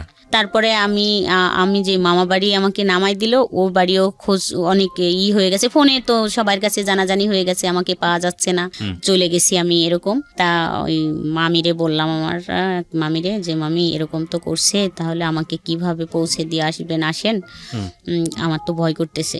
তারপর বললো তুই সত্যি কথা বলতো, তুই কোথায় ছিলি? তা আমি সত্যি বললাম যে ওর সাথেই ছিলাম, ওই ছেলেটার সাথে ছিলাম, এরকম একটা ছেলের সাথে কথা বলি, ছেলেটা কিন্তু অনেক সুন্দর দেখতে, আর আমি কিন্তু ওর সাথে চলে যাব। ওই মামিকে বললাম আমি কিন্তু ওকে বিয়ে করব, এটা একটু সময় লাগবে ওর চাকরির জন্য, তাই তুমি আমাকে যেভাবে পারো ঘরে দিয়ে আসো। তখন মামির কাছে ডিসক্লোজ করলেন? হ্যাঁ হ্যাঁ বললাম। তো ওই মামি আমার একটা মামাতো ভাইকে ডাইকে বলল যে এই ঘটনা। তা ওই মামাতো ভাই বলল যে তাহলে ছেলেটাকে ডাকতো, তোকে দিয়ে আসার আগে ছেলেটাকে দেখি যে আসলে ছেলেটা তোর কথা মতো যদি সুন্দর হয়, ভালো হয় ছেলেটা, তাহলে আমরাই তোর এর থেকে বের করব, মানে এখানে ডিভোর্স আর ওইখানে বিয়ে দিয়ে দেবো, এরকম কথা হলো।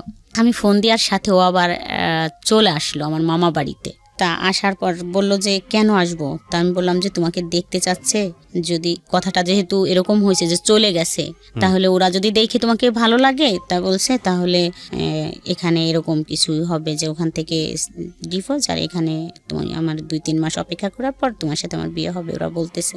তা ও রাজি হলো, ও চলে গেল ওখানে। কি করতো তখন ও তখন কিছু করতো না।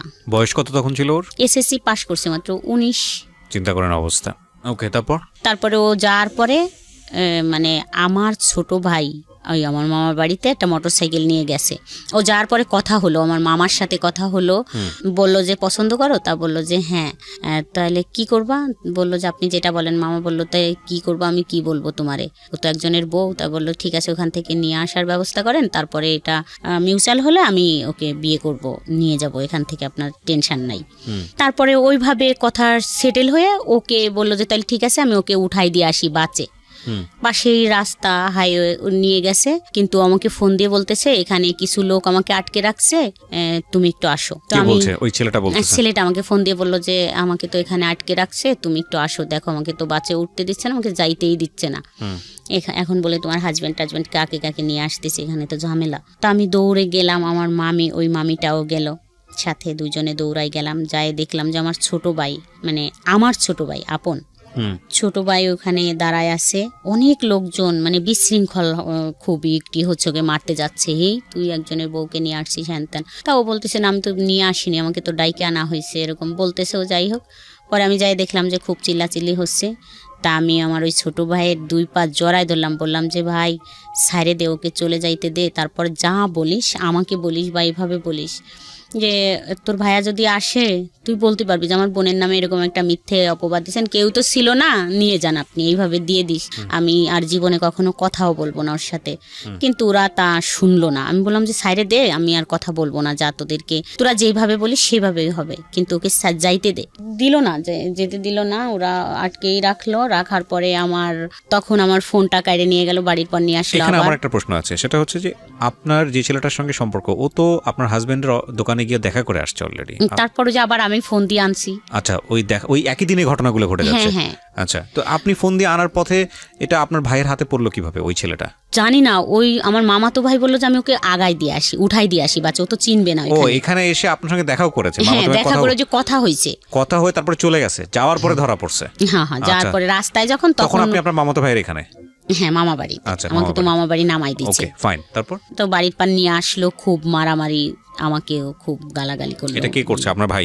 ভাই, চাচি ছিল সাথে, তারপরে আমার হাজবেন্ডের সাথে আরো লোকজন ছিল, মানে মোটামুটি একবারে আউটব্রাস্ট হয়ে গেল এলাকায়, সব একদম সার্কুলার হয়ে গেল, ছিচি করার মতো অবস্থা।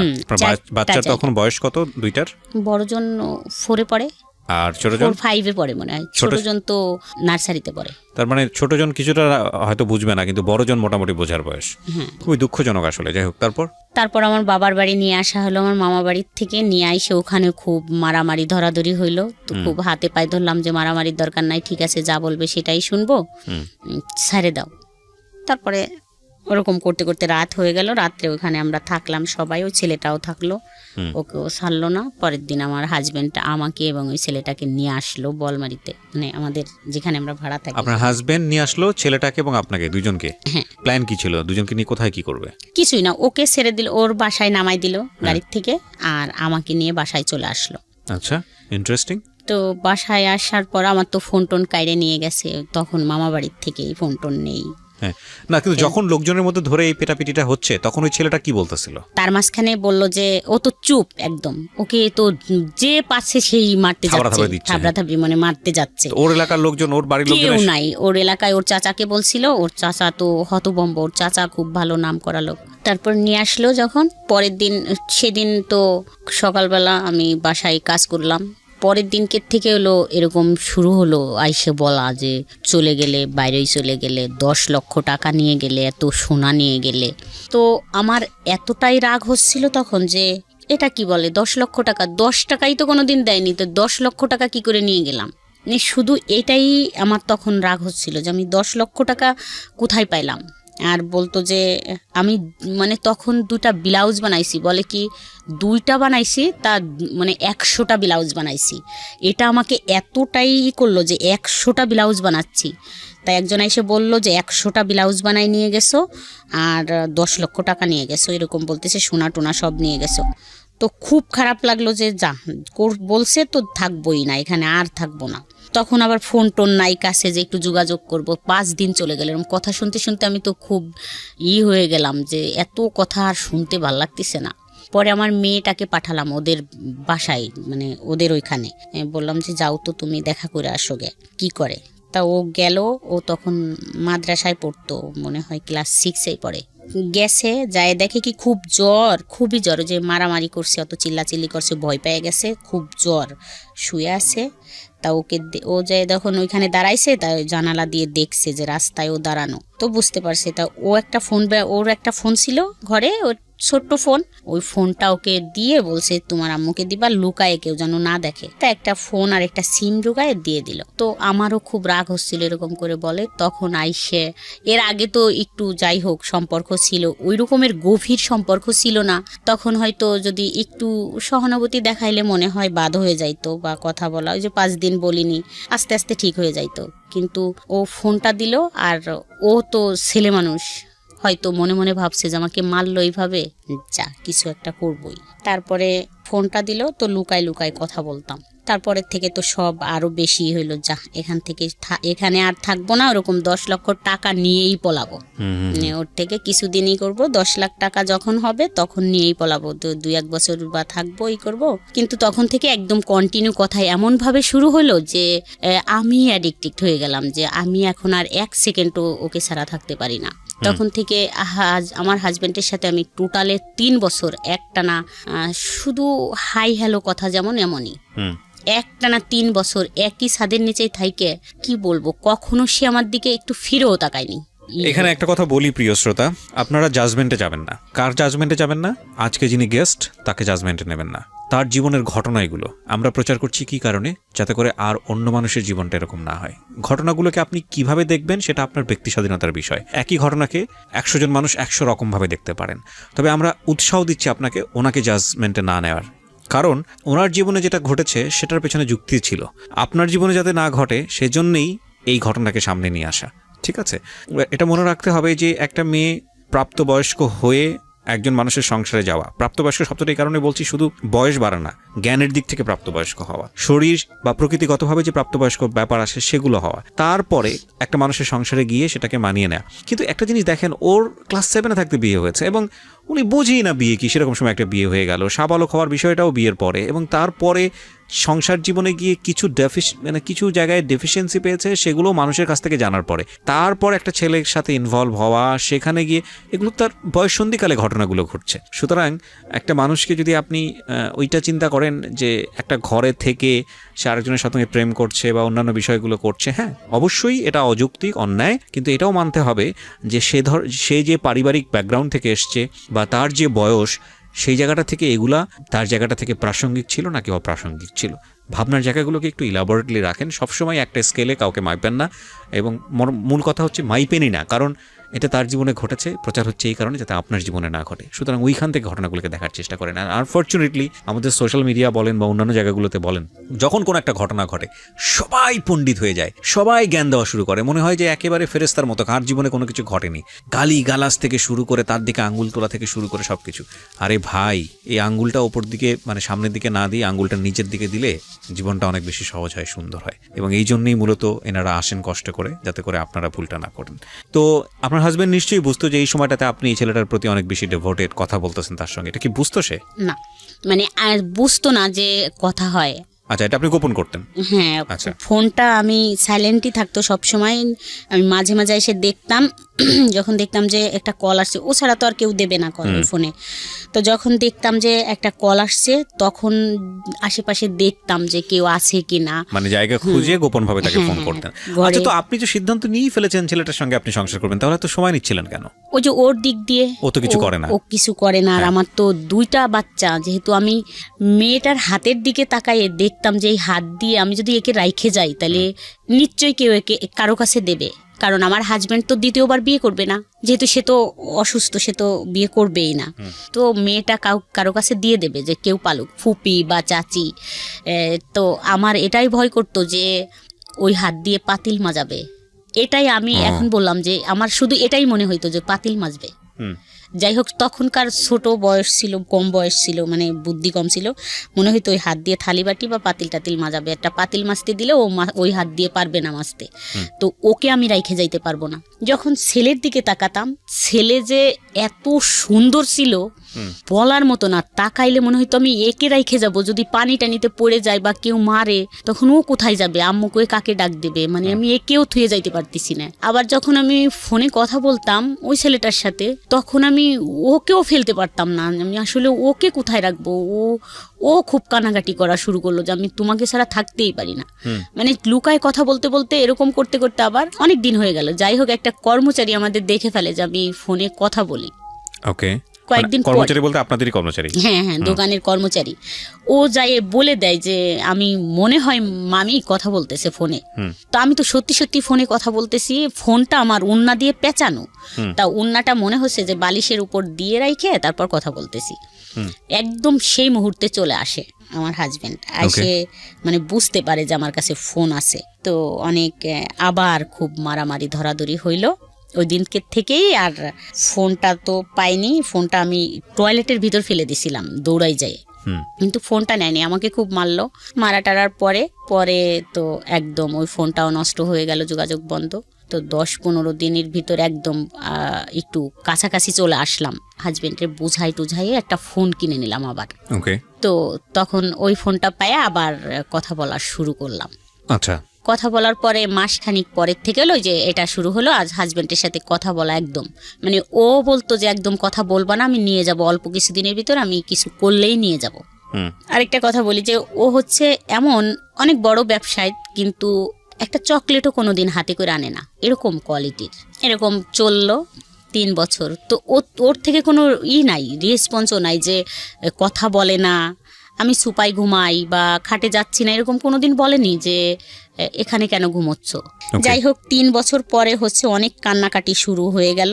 ও ভয় পাওয়া শুরু করলো যে আমি যদি তোমাকে নিয়ে চলে যাই তাহলে তো অবস্থা কাহিল হয়ে যাবে, মানে এমন হয়ে যাবে যে তুমি তো বুঝতেছো, ওখান থেকে আমাকে চাপ দেবে, আমাদের বাড়ি অনেক করবে, একবার হয়ে গেছে, আমি তোমাকে নিয়ে চলে যাইতে পারবো না, তুমি এখান থেকে বেরোয় যাও, তুমি ডিভোর্স নাও, তারপর আমি তোমাকে ওখান থেকে বিয়ে করে আনতে পারবো, তখন তো তোমার সাথে জড়ানো কেউ থাকবে না, কে বিয়ে করলো কে নিল না নিল এটা জানবেও না, এটা তার খোঁজ খবর করার থাকবে না। কিন্তু আমি কিছুতেই এটা আর করতে পারতেছিলাম না। মানে আমার হাজবেন্ড এমন হলো যে একদম টু শব্দই করে না, বাসায় আসলে সে মানে একটা হেঁচিও দেয় না, একদম আসে চুপ করে কাঁথামুড়িতে শুয়ে আসে। কোর্সটা কি দেখাবো, একটু ঝগড়া হইলে না হয় বাপের বাড়ি মানুষ চলে যাইতে পারে যে একটু ঝগড়া হয়েছে, যাও আমি আর এটাই করবো না, কিন্তু এই ঝগড়াটা ও বুঝে গেল যে কথা হয় কন্টিনিউ ওই ছেলের সাথে। তো একদিন রাতে আমি কথা বলতেছিলাম 11টার দিক, এইটা আবার 3-4 বছর পরে। তো বাসার গেটের সামনে দাঁড়ায় কথা বলতেছি, দেখলাম যে ঘুমাচ্ছে, আমি আসতে ফোনটা নিয়ে বাইরে এসে কথা বলতেছি, 11টা বাজে মনে হয় তখন রাত। তা দেখলাম যে উঠে এসে আমার পিছন থেকে একদম চুল ধরে টানে নিয়ে গেল বাসার ভিতরে। আপনার জামাই? হ্যাঁ, আমার হাজব্যান্ড নিয়ে গেল, নিয়ে যেয়ে ফোনটা লাইনেই আছে, খুব মারামারি মানে মারলো। কান্না করতেছিলাম, ফোনটা কাড়ে নিনি, ফোনটা আমার হাতেই আছে, আমাকে খুব মারলো। মারার পর ও শুনলো, তো তখন ও বললো যে হয়তো বাসায় কথা বলছে ওর মার সাথে, তো তখন বেকার।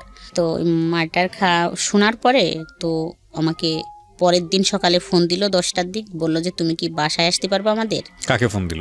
আমাকে ফোন দিল। যে ছেলেটার সঙ্গে আপনি প্রেম করেন সেই ফোন দিল? আচ্ছা। তা বললাম যে হ্যাঁ আসতে পারবো না কেন, মানে চলে যাবে আমার হাজবেন্ড, তারপর 10টা-11টার দিক আসবো। তারপর আমি তো 10টা-11টার দিক গেলাম।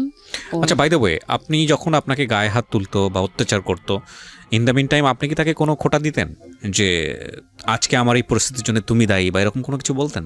না, কখনোই বলতেন না, কিচ্ছু বলতেন না। প্রত্যেকটা মানুষের প্রতিক্রিয়া জানানোর ধরন আসলে ডিফারেন্ট। যাই হোক, তারপরে আমি গেলাম, ওর ভাই বোনের সাথে আমার দেখা হতো, বাজার টাজারে কথা হতো সবার সাথেই, কিন্তু ওর মাকে প্রথম দেখলাম, যায় জড়াই ধরলাম, মা বলে ডাকলাম। মানে ফ্যামিলি জানতো? হ্যাঁ, ফ্যামিলি জানতো, কিন্তু ওই বোন টোন ভাই দেখতো না, মানে ওর বোনদের সাথে দেখা হতো, ভাগ্নিদের সাথে। কিন্তু ওর মারে দেখলাম প্রথম, দেখে জড়াই ধরলাম, মা করে ডাকলাম। তারপরে বাসায় বসলাম, তো বলল যে ও তো কোনো কাজ করতে চায় না, তাহলে কি করা যায়। কে বলছে এটা? ওই ছেলেটার মা বলল যে ও তো কোনো কাজ করে না, মানে ওইভাবে ফ্যামিলি ভাবে, মানে ওর বউনাই ছিল, তার মানে ওর ফ্যামিলিকেও কনভিন্স করে ফেলেছে আপনার ব্যাপারে? আচ্ছা। তারপরে আপনার ব্যাপারে জানতো ওর ফ্যামিলি যে আপনার দুটো বাচ্চা আছে এবং এই অবস্থায় আপনি ওর চেয়ে 6 বছরের বড়, এবং সে অবস্থায় ও আপনাকে বিয়ে শাদী করতে চায়, এটা জানতো ওর ফ্যামিলি? বিয়ে করতে চাই এটা জানতো কিনা জানি না, তবে কথা বলতো, খুব সম্পর্ক। আমার যদি কোনো কথা বলতো তাদেরকে আর ছাড় দিত না, খুব মারতে যাইতো, গালাগালি করতো, বলতো ওর সম্বন্ধে কোনো কথা বলবি না। আচ্ছা, ওকে। তারপরে গেলাম, যার পরে বলল যে কি করব, ওর বোন বলল কি করব, ও বলল যে আমি তো ড্রাইভিং শিখি দ্রুত চাকরির জন্য, আমাকে একটু হেল্প করো, তো ড্রাইভিং শিখি। তো আমি বললাম বাহ, এটা তো ভালো কথা, যদি পারে তো ভালো, তাড়াতাড়ি এটাই হয়ে যাবে। তারপর আমার তো তখন টাকা পয়সা নেই, আমি তো মাত্রই একটু হাজবেন্ডের সাথে একটু কথা আবার হচ্ছে, একটু যাই আসি দোকান টোকানে, একটু করি। আমার হাতে একটা আংটি ছিল, আমি তখনই খুলে দিয়ে আসলাম, বললাম যে এটা বিক্রি করে শুরু করো, তারপরে পরেরটা দেখা যাবে পরে। তা ওটা 4,000 টাকা বিক্রি করলো, তো 10,000 টাকা লাগবে ওর ড্রাইভিং শিখতে। আমার একটা কানের দুল ছিল সোনার, ওই দুলটা সেই চাচাতো ভাইকে দিয়ে বললাম যে তুই আমাকে 10,000 টাকা দে, এই দুলটা রাইখে দে, আমি যেদিন নিতে পারবো তোরে আরো বেশি কিছু টাকা দিয়ে, ল্যাপটপ দিয়ে তোর টাকাটা দিব, আমার দুলটা আমারে ফেরত দিস। দুলটা হলো 16,000 টাকা দিয়ে বানানো ছিল, 10,000 টাকা ও দিয়ে দিল আমাকে, আমি আইনে ওকে দিলাম ওই 10,000 টাকা। তারপরে ড্রাইভিং শিখার পরে ভালোই চলতেছে, ও খুব 15 দিনের ভিতর ড্রাইভিং কমপ্লিট হয়ে গেল। তারপরে চাকরিও করা শুরু করলো, 3,000 টাকা বেতনের চাকরি, আমাদের এলাকায় চাকরি হইলো, খুব খুশি। আরও কথা বলা বেড়ে গেল, মানে ড্রাইভিং করতো আর ফোন দিত, আমি তো তখন একবারে মনে হইতো যে ও আমার হাজব্যান্ড। এর মাঝখানে তো আরেকটুই হলো যে মাঝে মাঝে দেখা হতো, 2-3 মাস 5 মাস পর আমাদের হয়তো দেখা হইতো, তখন বাসায় তো আসতে পারতো না, বাইরে একটু দেখা হতো, কোথাও আমরা ঘুরতে যাইতাম, সপ্তাহে 1-2 দিন ঘুরতে যাইতাম, কিন্তু ওইভাবে আর দেখা হইতো না, 2-3 মাস পর হয়তো মার কাছে কান্না শুরু করলাম, যায় এখন টাকা পয়সা একটু যাই হোক বাইরে যাই আসি, একটু টাকা পয়সা নেই, বাজার টাজার নিজে করি, যে 500 টাকা দাও বা 200 টাকা দাও, আমরা বাজার করব, এটা কিনবো সেটা কিনবো, যাই হোক দেয়া শুরু করলো, একটু ভালো রিলেশনে চলে আসলাম। যে রিলেশনটা ভালো হইলো, হয়তো আমার হাজব্যান্ড এটাই বুঝছে যে একটু টাকা পয়সা দেই, যদি ভালোভাবে থাকে, অন্য মেয়েকে তো আর বিয়ে করা সম্ভব না, যদি থাকে হয়তো। আমার শাশুড়ি খুব সাপোর্ট করতো, আমাদের সবাইয়ের একটু সাপোর্ট করে, যারা আছি, হয়তো বলছে বোঝায় যে দিস সব কিছু, খালি এগুলো দিয়ে কি করবি, চলে গেলি সাল মেয়ে দুটো নিয়ে কি করবি, যাই হোক। তো আমাদের তখন থেকে দিত, কিছু চাইলে যে একটু জামা কাপড় বানাবো, 500 টাকা দাও, হয়তো 200 টাকার বানাতাম, 200 টাকা জমা রাখতাম, রেখে দিতাম, এরকম। তারপরে বাপের বাড়ি যাই, কান্না করতাম যে মা আমি যাব না ওইখানে, আমার ভালো লাগে না এটা, কিন্তু আমি কখনো মুখ দিয়ে বলিনি যে এই ছেলেটার সাথে আমাকে বিয়ে দাও। আমার লজ্জা করতো যে আমাকে ওখান থেকে ছাইড়ায় নিয়ে আসো, আমাকে আমি ওকে বিয়ে করব এরকম বলতো, আমার লজ্জা করতো। আবার আমি আইসে পাগলামি করতাম, কান্নাকাটি করতাম, মাকে জড়াই ধরে ধরে কান্না করতাম, ডাক ছেড়ে কান্দে। তারপর আমি আবার থাকতামও না বাবার বাড়ি, চলে যেতেন। খাবোটা কি থাকলে, মানে ভাই বোন নিয়ে ওখানে থাকলে কি খাবো, খাওয়ার কথাটা মনে পড়তো। আমি আবার বাচ্চা নিয়ে এখানে থাকবো, আমার মারই তো এত কষ্ট, ভাই বোন নিয়ে সেই তো ভাতের যন্ত্রণায় অস্থির। এরকম করতে করতে তো প্রায় 5 বছর 6 বছর কেটে যায়, কোনোভাবে বেরোইতেই পারলাম না। তা এখন মেয়ে বড় হয়ে গেল, 9-এ পড়ে। তা বললাম যে মেয়েটা রাইখে কোথায় যাব, এরকম শিয়ানা মেয়ে। তারপরে আমি মেয়ের জন্য ছেলে দেখা শুরু করলাম। সবাইকে বলতাম যে, ঘটকদের বলতাম যে 10,000 টাকা দেবো যে আমার মেয়েটা বিয়ে দিলে সুন্দর ছেলে দেখে। তো এর মাঝখানে আমার হাজব্যান্ড কিন্তু ফুল ফিট ভালো হয়ে গেছে, একদম ভালো হয়ে গেছে। এখন যদি বলি যে 1,000 টাকা লাগবে, 1,000 টাকাই, মানে আচরণগত দিক থেকে ভালো হয়েছে, একদম ফুল ভালো হয়ে গেছে। তা উনি পরের দিন বিকেলে একটা ছেলের ছবি নিয়ে আসলো, আর্মির চাকরি করে। দেখলাম, দেখে তো ভালোই লাগলো, বললাম তো কথা বলেন। তো আমার মেয়েকে দেখলো, দেখে ওরা পছন্দ করলো, ঠিক আছে। তা ওই ছেলের মা আসলো, বলল যে, আমি বললাম যে শোনেন, কোনো কথা বলা লাগবে না, আমার তো যে মনের ভিতর রয়েছে যে মেয়ে বিয়ে দিয়ে তো আমি চলে যাব, তো আমার মেয়ের পিছনে যদি 5-7 লাখ টাকা যায়ও আমার তো সমস্যা নেই, আমি তো একবারে দিয়েই যাব। কোনো কথা বলার থাকবে না যে শাশুড়ি এরকম বা আমার বিয়েন এরকম ছিল। তো বললাম যে কোনো কথা বলা লাগবে না, আমরা যথেষ্ট পরিমাণ জিনিসপত্র দিয়ে দেব, কোনো টু শব্দ হবে না, আপনি বলতেও পারবেন না এটা ভালো লাগে নাই। যাই হোক, এইভাবে বিয়ে হলো। বিয়ে দিয়ে দিলেন? হ্যাঁ, বিয়ে হয়ে গেল পহেলা বৈশাখ। গুডনেস, ওকে ওকে। দেখেন, মানে না বলেন, আপনি বলেন, আমি আসলে আগে থেকে মন্তব্য না করি। হ্যাঁ, বিয়ে দিয়ে দিলাম। ওর তো প্রায় 7,60,000 টাকার মতো খরচ হইলো ওর বিয়েতে, সব কিছু দিয়ে একবারে পুরাই করে দিয়ে বিয়ে হয়ে গেল। এখন বিয়ে হওয়ার পরে আমার বিষয়টা নিয়ে শুরু হয়ে গেল তোলপাড়। কিরকম তোলপাড়? তোলপাড় শুরু হইলো এটাই যে শাশুড়ি কথা বলে কারোর সাথে, মানে ও তো আর্মি, ও হচ্ছে ও খুব ভালো ছেলে, মানে সবাই খুব ভালো, কিন্তু ও একটু বেশি ভালো ছেলে। মানে ও চাচ্ছে যে আমার শাশুড়ির তো কম বয়স, আইসে থাকতেছে, দেখতেছে 1 বছর পর আর কি ও এগুলোই করলো যে কম বয়স শাশুড়ির, কিন্তু কথা বলে ফোনে, এটা আমি জানতে পারছি বাইরের থেকে। তারপরে আমি একটু দেখে রাখি, আমার শাশুড়িকে একটু দেখে রাখি, মানে বয়স কম, একটু দেখে রাখা, মানে একটু শাসন করা, একটু এটা সেটা বলা শুরু করলো। তা আমার ভালো লাগতো না এগুলোই ঠ্যাস ঠুস বলা টলা শোনা টোনা।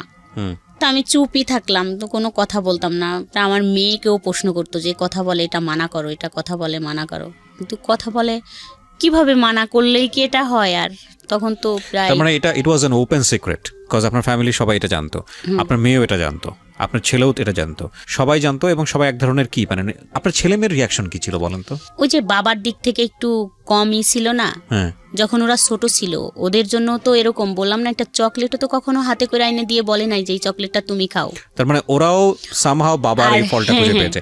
এখানে একটা জিনিস খুবই মারাত্মকভাবে আমি পয়েন্ট করতে চাই। ব্রোকেন ফ্যামিলির ক্ষেত্রে ম্যাক্সিমাম টাইম আমি দেখেছি ছেলে মেয়েদের ক্ষেত্রে, যখন এরকম বাচ্চাদেরকে নিয়ে অনেক সময় মা চলে আসে বা বাবা চলে আসে, দেন আই আস্ক দেম যে আসলে তোমার দিক থেকে পয়েন্টটা কি, তুমি কেন তোমার বাবাকে স্টপ করো নাই, বা তুমি কেন তোমার মাকে থামাও নাই? এবং কমন অ্যান্সারটা এরকম থাকে যে বাবা তো আমার সাথে যেটা করেছে সেটাই তো আমার পছন্দ ছিল না, মা আমার সাথে যেটা করেছে সেটাই তো আমার পছন্দ ছিল না। এবং তারা খুব ন্যাচারালি একটা পক্ষ নিয়ে নেয়, সেটা মায়ের পক্ষ হোক বা বাবার পক্ষ হোক। এক্ষেত্রে আমি জানি না ওনার ক্ষেত্রে কি হয়েছে, তবে লাকিলি আমি বলবো যে ওনার ছেলে মেয়ে ওনার পক্ষে নিয়েছে, বিকজ অফ ওনার কথা যদি সত্যি হয় তাহলে ওনার হাজব্যান্ড মানে ছেলে মেয়েদের যে বাবা, তার আচরণ ছেলে মেয়েদের প্রতি যেরকম হওয়া উচিত ছিল সেরকম হয়নি। But it has to B mention in our show, বারবার বলি যে এই শোগুলোর একটা বড় ধরনের দুর্বলতা হচ্ছে দিস ইজ নট ইনভেস্টিগেটেড, এবং এই ধরনের জিনিসগুলো ইনভেস্টিগেট করারও কোনো সুযোগ নাই। আপনি দেখবেন যে ধরনের কেস আজকে এখানে রিভিল হচ্ছে, এটা ইনভেস্টিগেট করার মতো বিষয়ও না, কজ ইনভেস্টিগেট করতে গেলে এটা তুলকালাম হয়ে যাবে।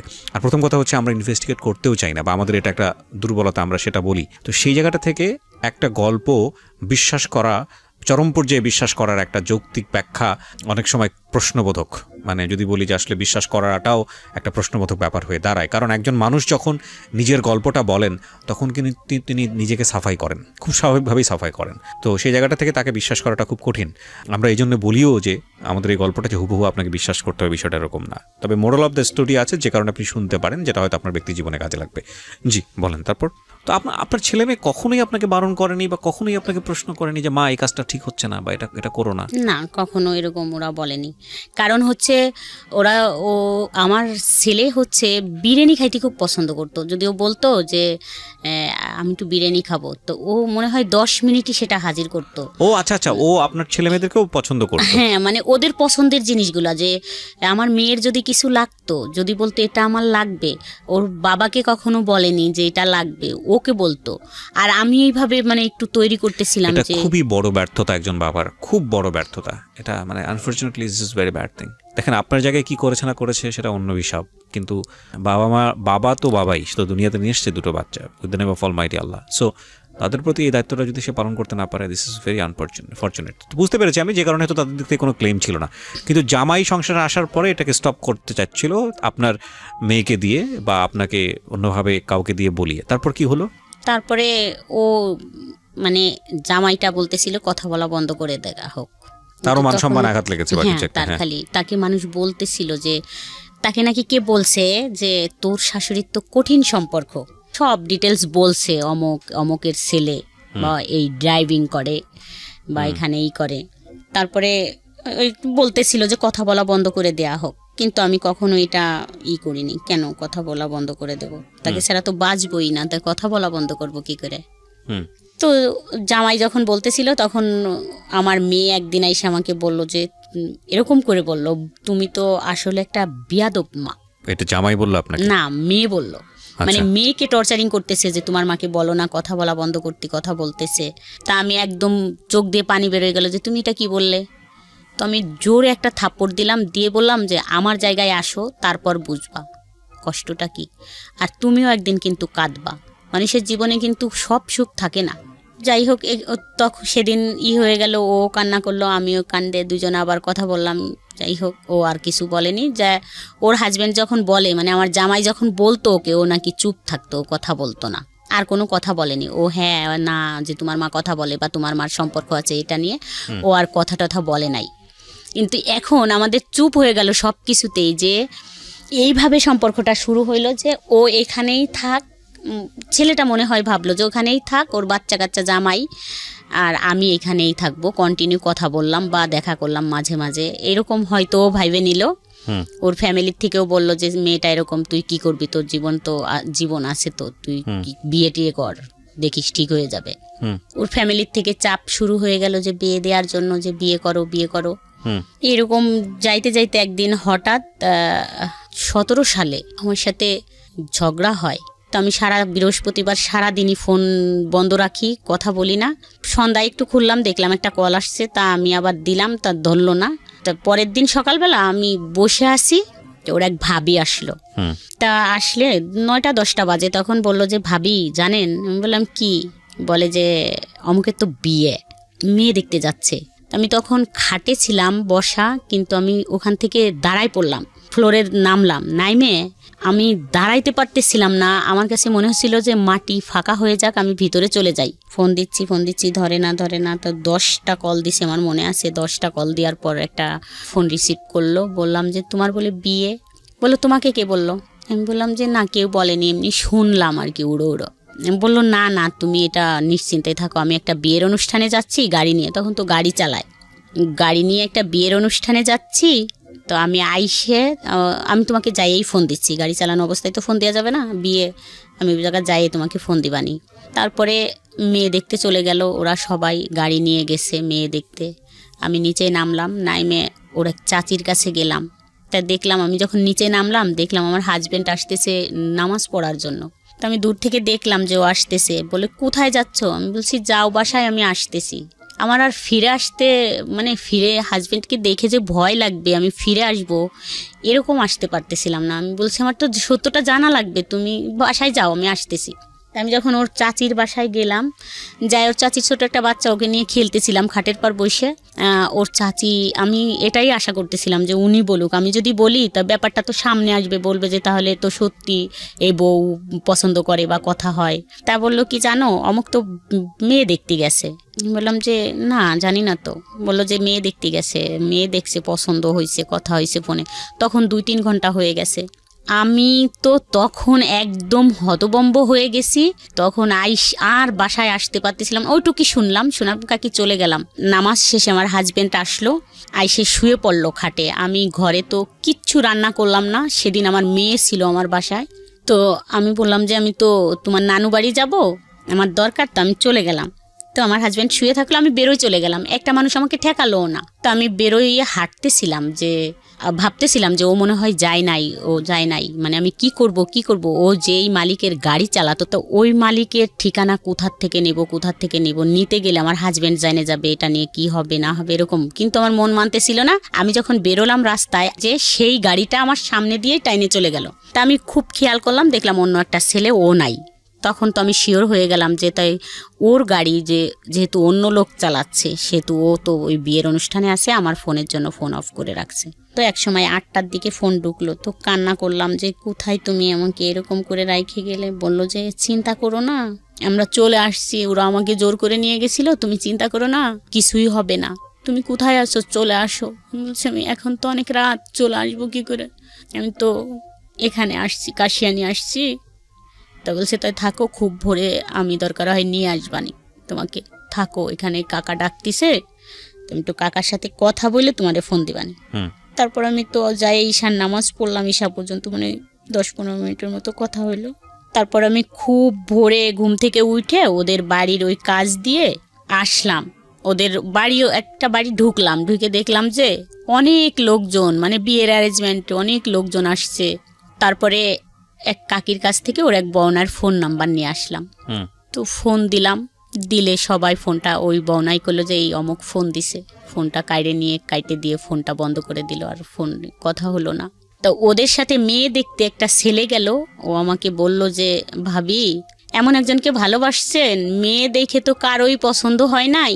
ও তো খুব পাগলামি করলো যে ঠিক আছে এই মেয়ে আমি বিয়ে করব, আপনি দাওয়াত শিখের হন। ওই তো সব কিছু করলো, সবাই তো বলল যে মেয়ে তো ক্রিম সুন্দরী, ভাল লাগতেছে না, হাত পা কালো, আর অনেক শর্ট, তো নেওয়ার দরকার নাই এই মেয়ে, আর একটু দেখি আমরা। তো ওই বললো যে না, দাওয়াত শিকার হয়ে আসো, মেহমানরা আসতে বলো। তো আমি শুনে ওইখান থেকে আবার আমার হাত পা মনে হচ্ছে ঠান্ডা হয়ে গেল, তাহলে তো বিয়ে হয়ে যাবে। আমি বাসায় এসে আমার সমস্ত মাল জিনিস গুছাইয়ে আমি আমার শ্বশুরবাড়ি চলে গেলাম। বললাম যে আমি বাসা ছাইড়ে দিলাম, এখানে আমি আর থাকতে পারবো না।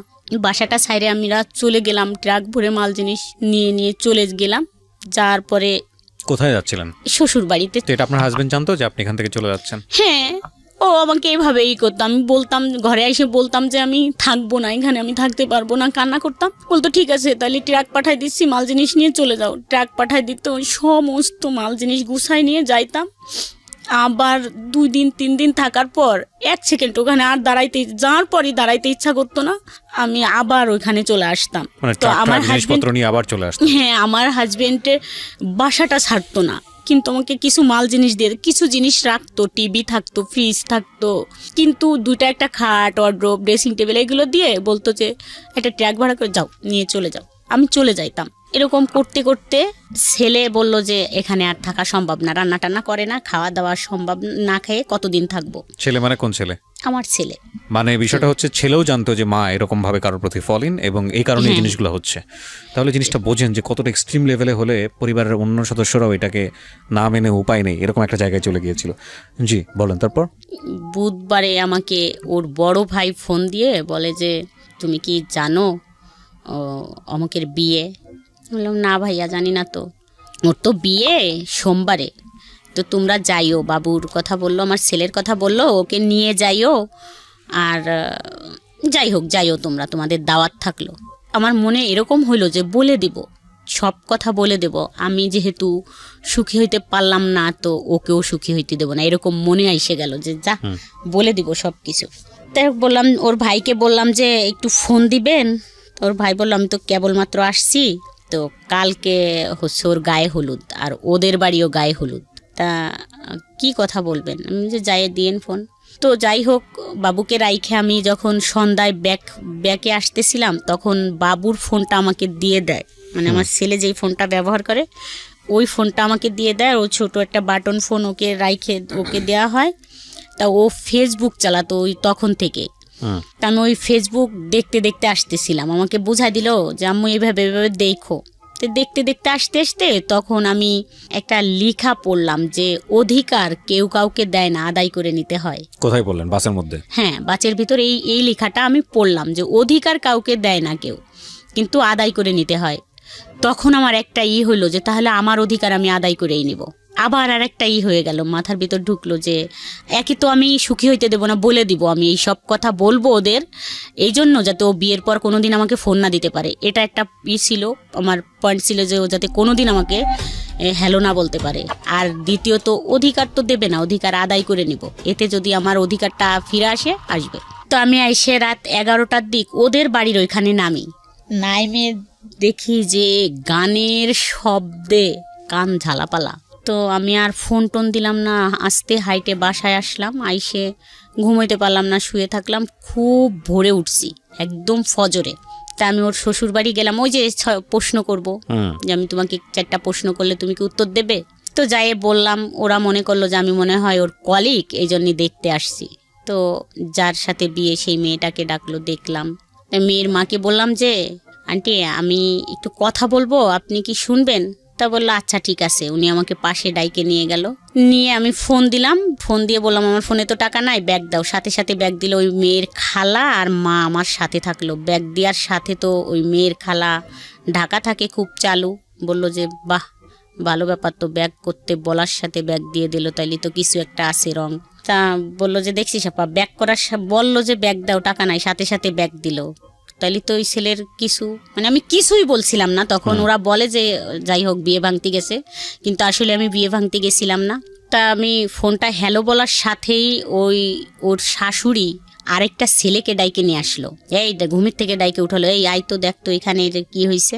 তা ওই হ্যালো বললো, ব্যাগ দেওয়ার পরে হ্যালো বলার সাথেই ওরা চিল্লাচিল্লি করলে আমি ফোনটা কেটে দিলাম। কাটার সাথেই মানে ফোনটা আমার কাইরে নিয়ে গেল ওই যে মেয়েটা, ওর খালা শাশুড়ি। আচ্ছা, ফোনটা কাইরে নিয়ে গেলে ওখানে অনেক মেসেজ ছিল ওর দেওয়া, ওই মার্চেই, ওর বিয়ে মার্চেরই মেসেজগুলো ছিল। ওই মেসেজগুলো দেখলো, অনেকগুলো ছবি ছিল, যাই হোক আমার ছবি ছিল, ওর একসাথে ছবি ছিল, এগুলো দেখলো, কল রেকর্ড দেখলো, সব কিছু। কালকে কথা হয়েছে, আজকে কথা হয়েছে, যে কয়বার কথা হয়েছে, যাই হোক সব কিছু দেখে ফোনটা আর দিল না। আর আমাকে বলা হইলো যে তুমি কোথা থেকে আসছো। আমি তো হতবম্ব, একদম চুপ। আমি তখন তো বুঝতেই পারিনি যে ব্যাপারটা কি হইতেছে বা হবে। একদম চুপ করে দাঁড়ায় আসি। তা অনেক সময় দাঁড়ায় আসি। তা একজন বলল যে এই একটা চেয়ার দিয়ে বসুক, বললো না দাঁড়ায় থাক। তা ওরা হইচই করলো, ওই গ্রামের মাতুব্বর, মেম্বার, চেয়ারম্যান, যত মানুষ ছিল সবাই আসলো। আর এই ছেলেটার বাড়ির থেকে গাড়ি ভইরে সব লোক গেল, মুরব্বীরা। আমার হাজব্যান্ড গেল। যাওয়ার পরে কথাবার্তা হইলো। আমার হাজব্যান্ড বলল যে না, ওর কাছে ও তো অনেক টাকা পয়সা নিছে আমার ওয়াইফের কাছ থেকে, এই জন্যই মনে হয় টাকার জন্য আসছে, যে টাকাটা বিয়ে করলে তো টাকা পয়সা দেবে না, কথা বলতে পারবে না, এই জন্যই টাকাটা মনে হয় যে টাকাটা ফেরত দিক, এটাই বলার জন্যই আসছে। আমার হাজব্যান্ড ওখানে এটা বলল। মানুষ যে কি বলছিল সেই কথাগুলো যদি মানে এরকম বলতেছিল। ওই মেম্বার আসলো, আইসে আমি বসে আছি, মানে তার প্রথম কথা এরকম হলো যে মোনা তোমার দেখতে তো ভালোই লাগে, তুমি ভালো ফ্যামিলিরও বউ।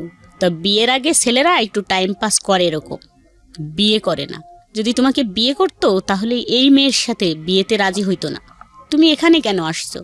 আমি সত্যি আমি বুঝি নাই যে আমি আসলে কিসের জন্য ওখানে চলে গেছিলাম। এখন আমার মনে পড়ে যে আমি কেন গেলাম ওইখানে, আর কি জন্য। আজ তো না গেলে খুব ভালো জীবন কাটাইতে পারতাম এরকম, কিন্তু আমি জানি না বাট কেন গেছিলাম, কি ছিল আমি জানি না। জীবনে যত গালাগালি আর যত কথা শুনছি তার থেকে আমার কাছে মনে হচ্ছিল যে কিসে এসে পড়লাম আর কি করলাম।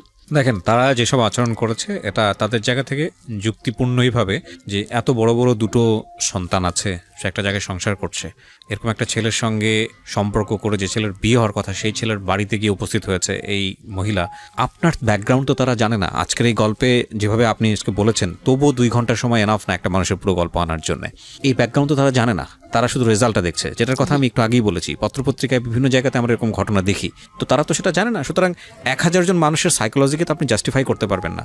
হ্যাঁ, আপনার জন্য কষ্টকর, কারণ তারা অতীত জানে না, কীভাবে হয়েছে সেটা জানে না, কেন হয়েছে সেটা জানে না। তারপরও সামাজিকতার জায়গাটা থেকে এগুলো অন্যায়, চরমতম অন্যায়।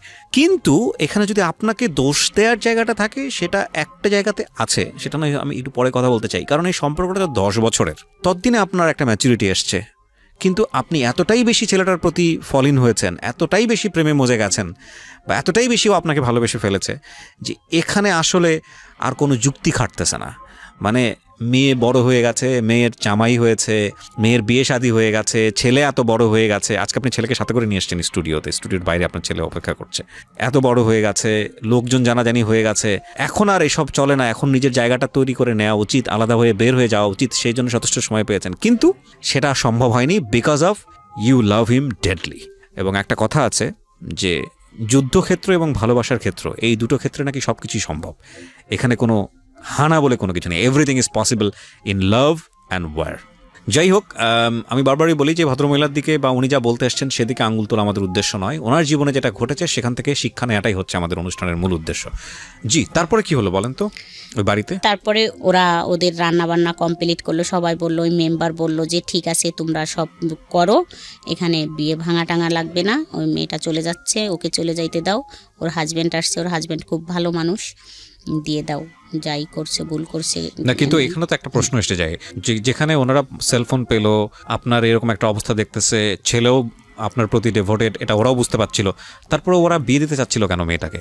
ওই ছেলেটার ওদের সম্পূর্ণ কাজ কমপ্লিট হয়ে গেছে, বিয়ের ডেট পড়ে গেছে, দাওয়াত হয়েছে, মেহমান অতিথি এসে গেছে, টাকা পয়সা। দেখেন, আমাদের সামাজিক দৃষ্টিভঙ্গির এই জায়গাগুলোর পরিবর্তন খুব জরুরি, খুব জরুরি। পরিবর্তন যে হচ্ছে না তা না, তবে পরিবর্তনগুলো খুব জরুরি। এটা অস্বীকার করার কোনো উপায় নাই যে একটা মেয়ের বিয়ের অনুষ্ঠান সবকিছু প্ল্যান হওয়ার পরে যখন বিয়েটা ভেঙে যায়, তখন পরবর্তীতে ওই মেয়েটার সামাজিকভাবে বিয়ে হওয়াটা কতটা কঠিন আমাদের সমাজে। তাহলে চিন্তা করে দেখুন যে এত কিছু জানার পরেও কেন মানুষ বাধ্য হচ্ছে এই ছেলেটার সঙ্গে এই মেয়েটাকে মানে বিয়ে দেওয়ার জন্য। মানে আমাদের সমাজ ব্যবস্থা এই জায়গাটায় কতটা কঠিন। আমরা সামাজিক সচেতনতার জন্য এত কিছু করি, আমরা এত কিছু করি, এত এত এত বিষয়গুলো নিয়ে আসি, কিন্তু এই বিষয়গুলো আমরা কেন আনি না? এই বিষয়গুলো নিয়ে মানুষকে আমরা কেন বেশি বেশি কথা বলার সুযোগ দিই না? আমাদের এই সামাজিক চিরায়ত এই যে প্রতিবন্ধকতাগুলো একটা মেয়ের জন্যে বা একটা মানুষের জন্য, এগুলো নিয়ে আমরা কেন কথা বলি না? এগুলো নিয়ে আমরা কেন ওপেন টক করি না, যাতে করে এই জায়গাগুলোর পরিবর্তন হয়? খুবই জরুরি। তো কি হলো এরপরে? ওই ছেলেটার কি হলো, আপনি যাকে লাভ করতেন? তারপরে ওখান থেকে ওদের তো সবাই মেম্বার বলে দিল। পরে আমার হাজব্যান্ড আমাকে নিয়ে আসলো, আইনে আমার শ্বশুর বাড়িতে আমাকে রাইখে দিল, মানে বাসায় আর আনলো না। আর আমার ছেলে তো তখন ঢাকায় দিয়েই আসছে, যে শনিবারের দিন আর রবিবারের দিন এই ঘটনা। তো আমাকে ওই বাড়ি রাইখে আসলো। একটা টু শব্দও করে নাই, ও আমাকে মারেও নাই, গালাগালিও করে নাই, কিছুই বলে নাই।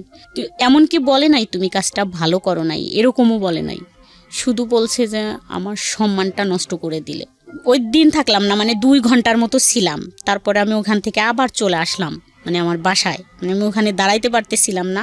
আমি বললাম যে এখানে থাকলে আমি মরে যাবানি, তারপর দেখে নেন, আমি কিন্তু এই ঘরে দিলে আমি গলায় দড়ি দিয়ে মরে যাব, কিন্তু আমাকে যাইতে দেন। তা বললো ঠিক আছে, তাই তুই চলে যা। তুই কি এবার ফাজলামি করবি? আমি বলছি না, কোনো ফাজলামি করবো না, আমি জাস্ট বাসায় চলে যাব। তারপর আমি সন্ধ্যায় বাসায় চলে আসলাম। তার মানে বিষয়টা কি? মানে ফ্যামিলি থেকে শুরু করে এমন কেউ জানে না, এমন কেউ ইনভলভ ছিল না আপনাদের মধ্যে। আর আপনার হাজব্যান্ড কোনো কিছু করতে পারছে না। আমার কাছে কেন জানি মনে হয় যে শাসন করা বা কোনো কিছু নিয়ন্ত্রণ করার একটা সীমা থাকে। সীমার অতিরিক্ত যখন কোনো কিছু হয়ে যায়, তখন আর একটা মানুষের কিছু করার থাকে না। আইদার আপনাকে সেটা মেনে নিতে হবে, অথবা জীবন থেকে সেটা ডিলিট করতে হবে। তো আপনার হাজব্যান্ড মনে হয় মেনেই নিয়েছিল, এছাড়া তারা কিছু বলার থাকে না। বিয়েটা হয়েছে কত বছর ছেলেটার? 17 মার্চের 20 তারিখ। এরপরে 2 বছর আপনার যাকে উনি বিয়ে করেছে তিনি কি জানে যে আপনাদের মধ্যে? ইনফ্যাক্ট বিয়ের দিনই তো জেনে গেছে, সেটা তো আসলে নতুন করে বলার কিছু নাই। এখন আপনি কোথায় থাকেন? ওই এরকম ডিস্টেন্সে আছেন নাকি অন্য কোথাও শিফট হয়ে গেছেন? আগের জায়গাতেই আছেন নাকি শিফট হয়ে গেছেন? এখানে না, আগের জায়গাতেই আছি। মানে সেই বাসাটা ছেড়ে দিছি আমরা, ওদের বাড়ির পাশে এই বাসাটা। আমি কিন্তু অনেক সিম মানে চেঞ্জ করছি, সিম চেঞ্জ করে ফেলতাম। ও বাসায় আইসে এরকম করে মানে নাম্বার নিয়ে যাইতো। তারপর ওই বাসাটাও চেঞ্জ করে ফেলি। ওইভাবে কথা বলে, যেখানে আমাদের দেখা যায় সেখানে দাঁড়ায় থাকে, মানে অনেক অনুরোধ করে দূর থেকে, একটু ফোনটা খোলো, 1 মিনিট কথা বলে, এরকম বলে। ও বিয়ে করছিল কেন? এখন এইটা বিয়ে করছে তার বাবা মা দিছে, মানে ফ্যামিলির থেকে দিছে। তার ফ্যামিলি তো আপনাকেও এক অর্থে অ্যাকসেপ্ট করেছিলই। হ্যাঁ। তারপরে আপনি যেহেতু এই সংসারে হ্যাপি ছিলেন না, তো আপনি চাইলে ডিভোর্স দিয়ে আপনি ওকে বিয়ে করতে পারতেন। ওর সংসারের দিক থেকেও একটা ধরনের সাপোর্ট ছিল, তো আপনারা বিয়েটা করেননি কেন? ও যে বললে সে ভুল হয়ে গেছে, ভুলটা কেন হয়েছে? এটা তো জানি না যে কেন করছে। ওর ফ্যামিলির থেকে এখন বলে যে আমাকে জোর করে বিয়ে দিয়েছে আমার ফ্যামিলির থেকে। আসলে কি আপনার মনে হয় এটা ওর ফ্যামিলি সেটা করতে পারে? কারণ আপনি তো ওর ফ্যামিলিতে যাওয়া আসা ছিল আপনার। ফ্যামিলির থেকে না। আপনি আপনার বয়স কত বলছিলেন শুরুতে? 34। আমি একটা কথা আপনাকে বলি, মানে আপনার বয়সের জায়গা থেকে, অভিজ্ঞতার জায়গাটা থেকে, আমি আমার নিজের জায়গা থেকে যতটুকু বুঝেছি, প্রথমত আপনার পক্ষে কিছু বলি। আপনার পক্ষে আমি বিপক্ষে কিছুই বলিনি এখন পর্যন্ত, পক্ষে কিছু বলি। সেটা হচ্ছে যে প্রত্যেকটা মানুষের জীবনেই প্রেম শাশ্বত, আসবেই, ভালোবাসাটা থাকবেই। ধর্মীয় দিক থেকে যদি ব্যাখ্যা করি সেটা অন্যরকম, কিন্তু আমাদের বিষয়টা তো আসলে আমরা তো মানুষ, ভালোবাসবই কাউকে না কাউকে। আপনি মানুষ হিসেবে আপনার সাথে যে ঘটনাগুলো ঘটে গেছে সেখানে আপনি একটা মানুষকে ভালোবেসেছেন, এটার মধ্যে কাউকে ভালোবাসা অন্যায় কোনো কিছু না, আমি আমার জায়গা থেকে যেটা মনে করি। কিন্তু একটা বিষয় হচ্ছে কি, মানে আমি গাছের বীজ রোপণ করলাম, সে গাছটা বড় হবে, তারপরে সে গাছটার পরিচর্যার ব্যাপার আছে, তারপরে সেই গাছটাতে ফল আসবে, তারপরে সেখান থেকে বীজ হবে, সেখানে আবার নতুন একটা গাছ হবে, তাই না? এটাই তো নিয়ম, প্রাকৃতিকভাবে এটি নিয়ম। কিন্তু বিষয় হয়ে গেছে এরকম যে আপনার জীবনটা এরকম যে বীজ রোপণ হয়েছে, তার 3 দিন পরে আপনার গাছে ফল ধরেছে, এরকম একটা বিষয়। মানে আপনার জীবনের সময় পরিক্রমা এটা। কিছু জিনিস আপনি জীবনে বুঝেননি, তার আগেই বাচ্চা কাচ্চার মা হয়ে গেছেন। প্রেমের আগেই বিয়ে, বিয়ের পরে বিয়ে বুঝতে না বুঝতেই, একটা মানুষ বুঝতে না বুঝতেই, একটা পুরুষ মানুষ কি, একটা স্বামী কি, সেটা বুঝতে না বুঝতেই আপনি বাচ্চা কাচ্চার মা হয়ে গেছেন। এখন এই ঘটনাগুলোর প্রেক্ষাপটে আপনার যদি জীবনের যে প্রেমটা, সেটাকে যদি কেউ আলোচনা করে, তাহলে আপনার ফিলিংসটা কেউ বুঝতে পারবে না। যে এই মহিলার 2টা বাচ্চা আছে, এই মহিলার একটা সংসার ছিল, এগুলা থুয়ে সে আরেকটা অবিবাহিত ছেলের সঙ্গে এইসব ঘটনা ঘটিয়ে বেড়াচ্ছে। আমাদের সমাজটা এরকমই। কিন্তু এগুলো বাদ দিয়ে যদি আপনার বয়সটাকে চিন্তা করে, এগুলো বাদ দিয়ে আপনি কোন পরিবেশে বড় হয়ে একটা মানুষের প্রতি ফলিন হয়েছেন সেটাকে যদি চিন্তা করে, তাহলে আপনার প্রতি মানুষের একটা অন্য ধরনের সিম্প্যাথি গ্রো করবে। এখন কথা হচ্ছে, আমরা তো চাইলেই আমাদের সমাজটাকে অস্বীকার করতে পারি না, আমরা তো চাইলেই আমাদের পরিবারটাকে অস্বীকার করতে পারি না। কিছু জিনিস মানুষ দুনিয়াতে পায়, কিছু জিনিস মানুষ